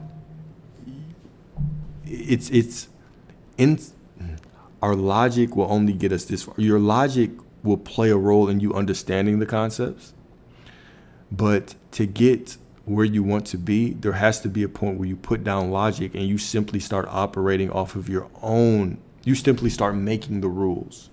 That is really what is going to click, is that you're going to get all the knowledge, and then you're going to get to a point where you just start moving down the path of, okay, these are the rules I'm going to abide by. This makes sense to me. This is what I'm going to do.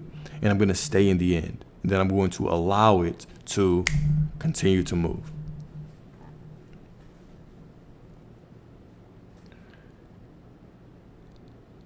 So regardless of my circumstances, I just have to know what I want, I have. What I want, I have.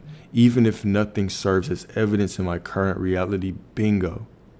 Absolutely. And then so level 5 is literally the flipping of a switch. It's like the most profound truth of life. Is the simplest, but we complicate it out of fear. Absolutely. That's exactly what it is. It's just this flipping. It's coming. And I say it in so many different ways. It's so profound. And there's no way that I can put it. I still have not came up with a way to say it that truly explains how simple and how profound it is. You are God. Like, you come down here to know yourself as God.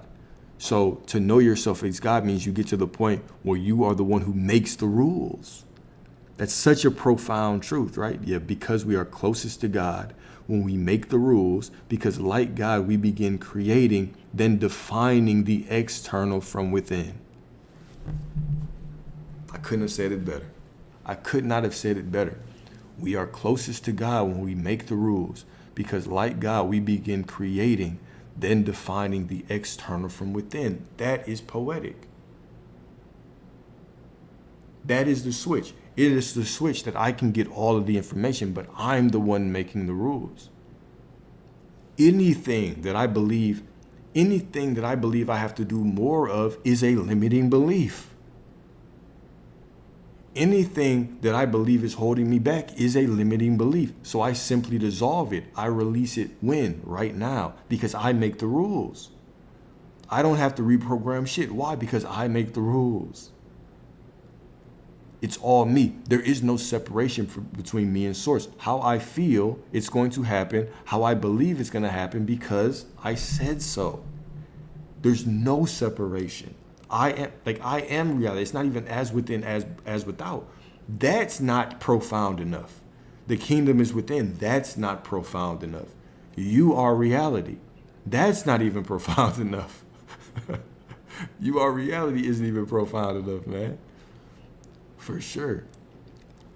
So I think the irony is that life operates based on fear. Capitalism is powered by insecurity, and the antithesis to this madness, security, and antithesis to this madness, security, and our knowing that I am. Facts. Right? It's the world operates off of you not knowing who you are. And why? And it operates off of putting you so deep in your logical mind that even when we get to that ultimate truth that I am source, we still can't release enough of the program instantly to just jump straight into creator mode. So we have to be weaned, and we have to get pushed in all these different ways. And then when we come to that profound truth, it's like, whoa, damn, right? Because we have a collective consciousness, right? So we're all, and that's why I slip in some of these lectures, because as a collective, we are still creating the prison that we live in. We are creating that prison system which forces parents to install the programming of the world in them, because if they don't, their kids will have no choice. They'll have no chance of survival. Let's really think about this. No matter how conscious you are,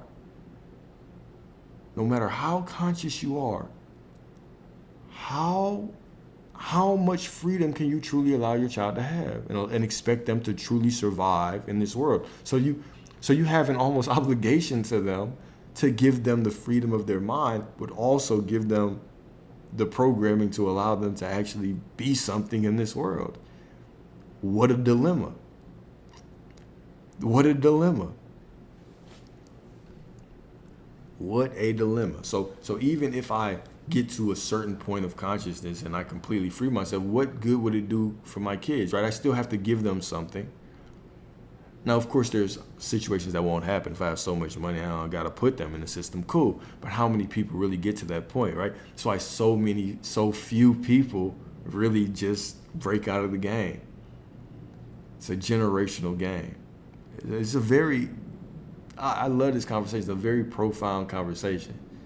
It's deep in ways that it's very difficult to articulate. Right? The world knows what power we have in us. Absolutely. The world knows what power we have in us.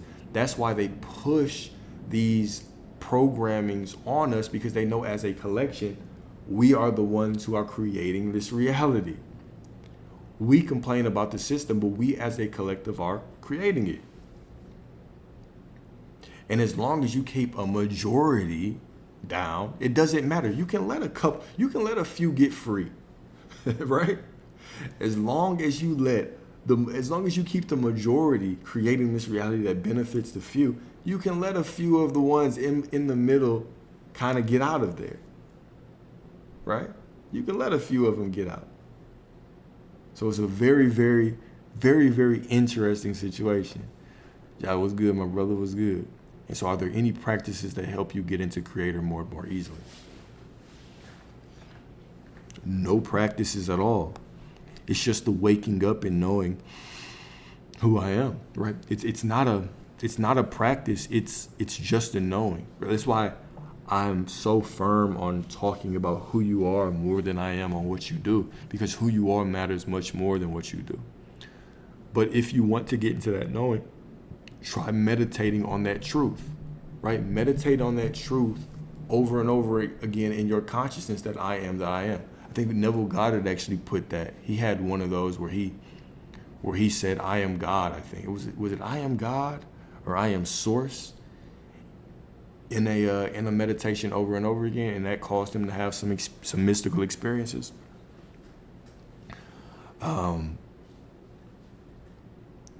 So try this, and I'm just kind of giving you kind of what helped me.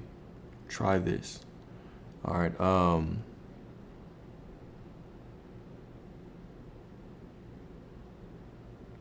Yeah, we can do a one-on-one.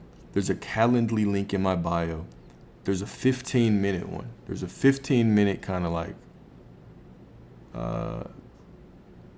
prelim consult. Do that. Book that one. We can talk. It's free. Book that one.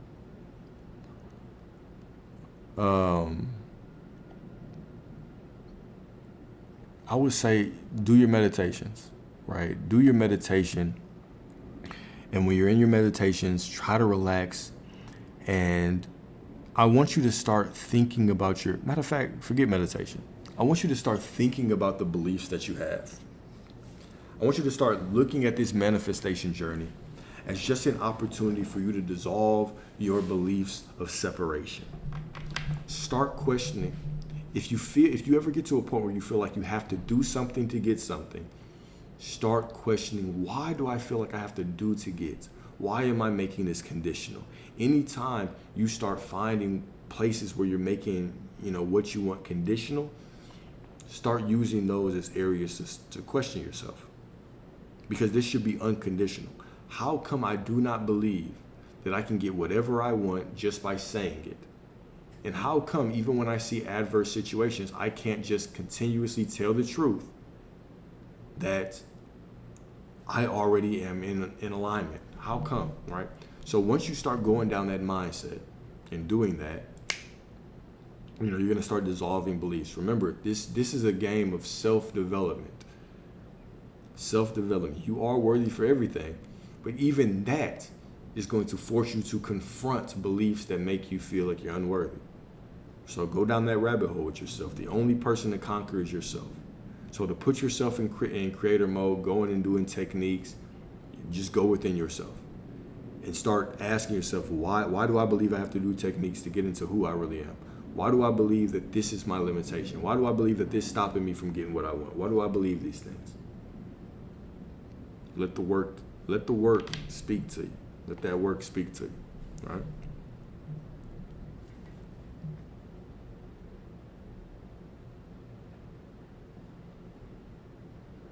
Bro, 8 a.m. is wild.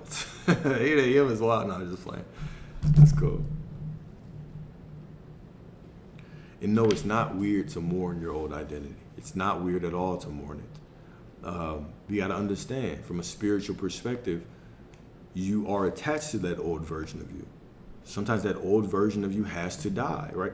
When you're trying to become a new version of yourself, you have to pick up that new version of you and walk forward. That's what it is. That can be difficult. You have to give yourself grace throughout your life, throughout these scenarios, throughout your life. Give yourself grace. Give yourself grace. And then, the same way that you are what you eat, you are what you do. Absolutely. You are what you do, period. You are what you eat is only half the story. You know what I'm saying? They only gonna give you a half truth, right? You are what you do. You are everything that you do. Reality is what you do, right? It's more profound than that. It's more than just you are what you eat. You are what you think. You are what you do. You are what you believe yourself to be. Reality is you. It's so much more profound than that. It's all you. Everything is you. Y'all are cooking today.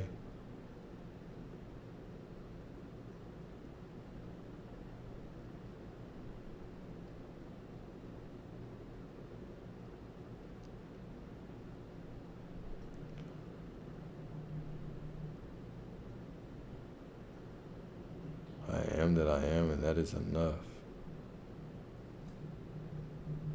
100%. 100%.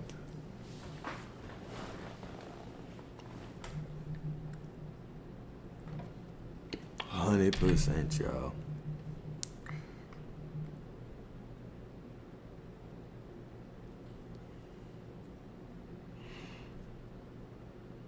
All right, y'all. I'm about to do some affirmations and close this one out. Because your boy is full of energy, but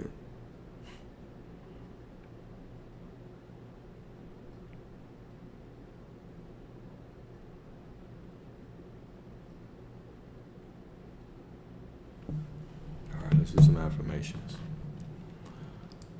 I kind of like the last ones I did. Let's do those. Escaping the loop. What was the last one we did? Escaping the loops. Yeah, escaping the loops of identity and control. All right, here we go. No, this is not the one. Angels, demons, and archetypes. That's what it was. All right. I want to relax and feel these. Feel these before you go to sleep, before you go out. Turn up tonight. Okay.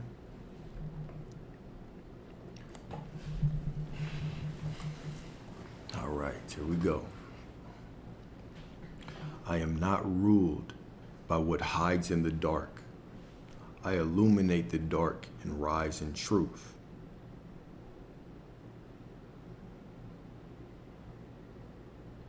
I meet my shadow not with fear, but with sacred fire. Every demon I face is part of me forgotten, is a part of me forgotten. Let me start that one over. Every demon I face is a part of me that I have forgotten. I reclaim it with compassion and command. I walk with angels not only above me, but within me. I am the message and the messenger. I am the prayer and the answer. I am the dreamer and the dream. I am the dreamer and the dream. Okay? I choose presence over possession. No energy owns me unless I consent to forget who I am. I reclaim my mind. I embody my soul. I guard my divinity with grace. Okay, last two.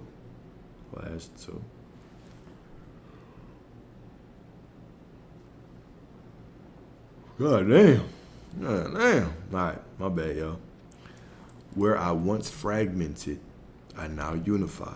Where I once was broken, where I once would break, where I once would crack, I now unify. Where I once feared, I now form. Where I once ran, I now reign. Oh, okay. All right.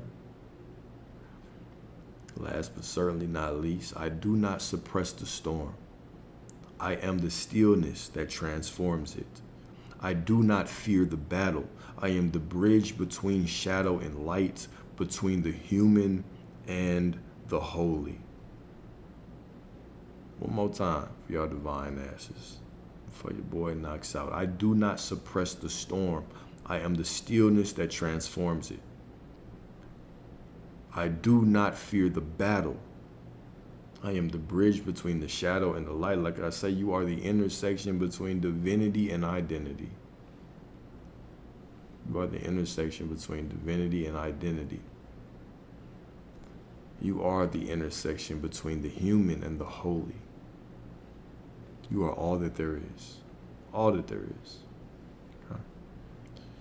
Y'all have a blessed evening. I see you all as perfect, as prosperous, as divine. If you don't feel that way, it's cool, because I see you as that way anyway, so I know it must be true. Right. Love y'all. I appreciate y'all. Right. Definitely enjoy this space. Thank y'all for the questions. Thank y'all for the pushback. Thank y'all for the trolling. Thank y'all for all of that. right? Thank y'all for making this shit a good, cool, relevant space, right? And I'm excited to hear all of the success stories of all of y'all. Remember, when y'all start getting married, I expect wedding invites. I expect them, right? If I find out any of y'all get married and don't invite me, I ain't gonna do nothing, but I'm gonna feel some kind of way, all right? Y'all have a beautiful, beautiful evening. All right, I'll talk to y'all soon. Peace.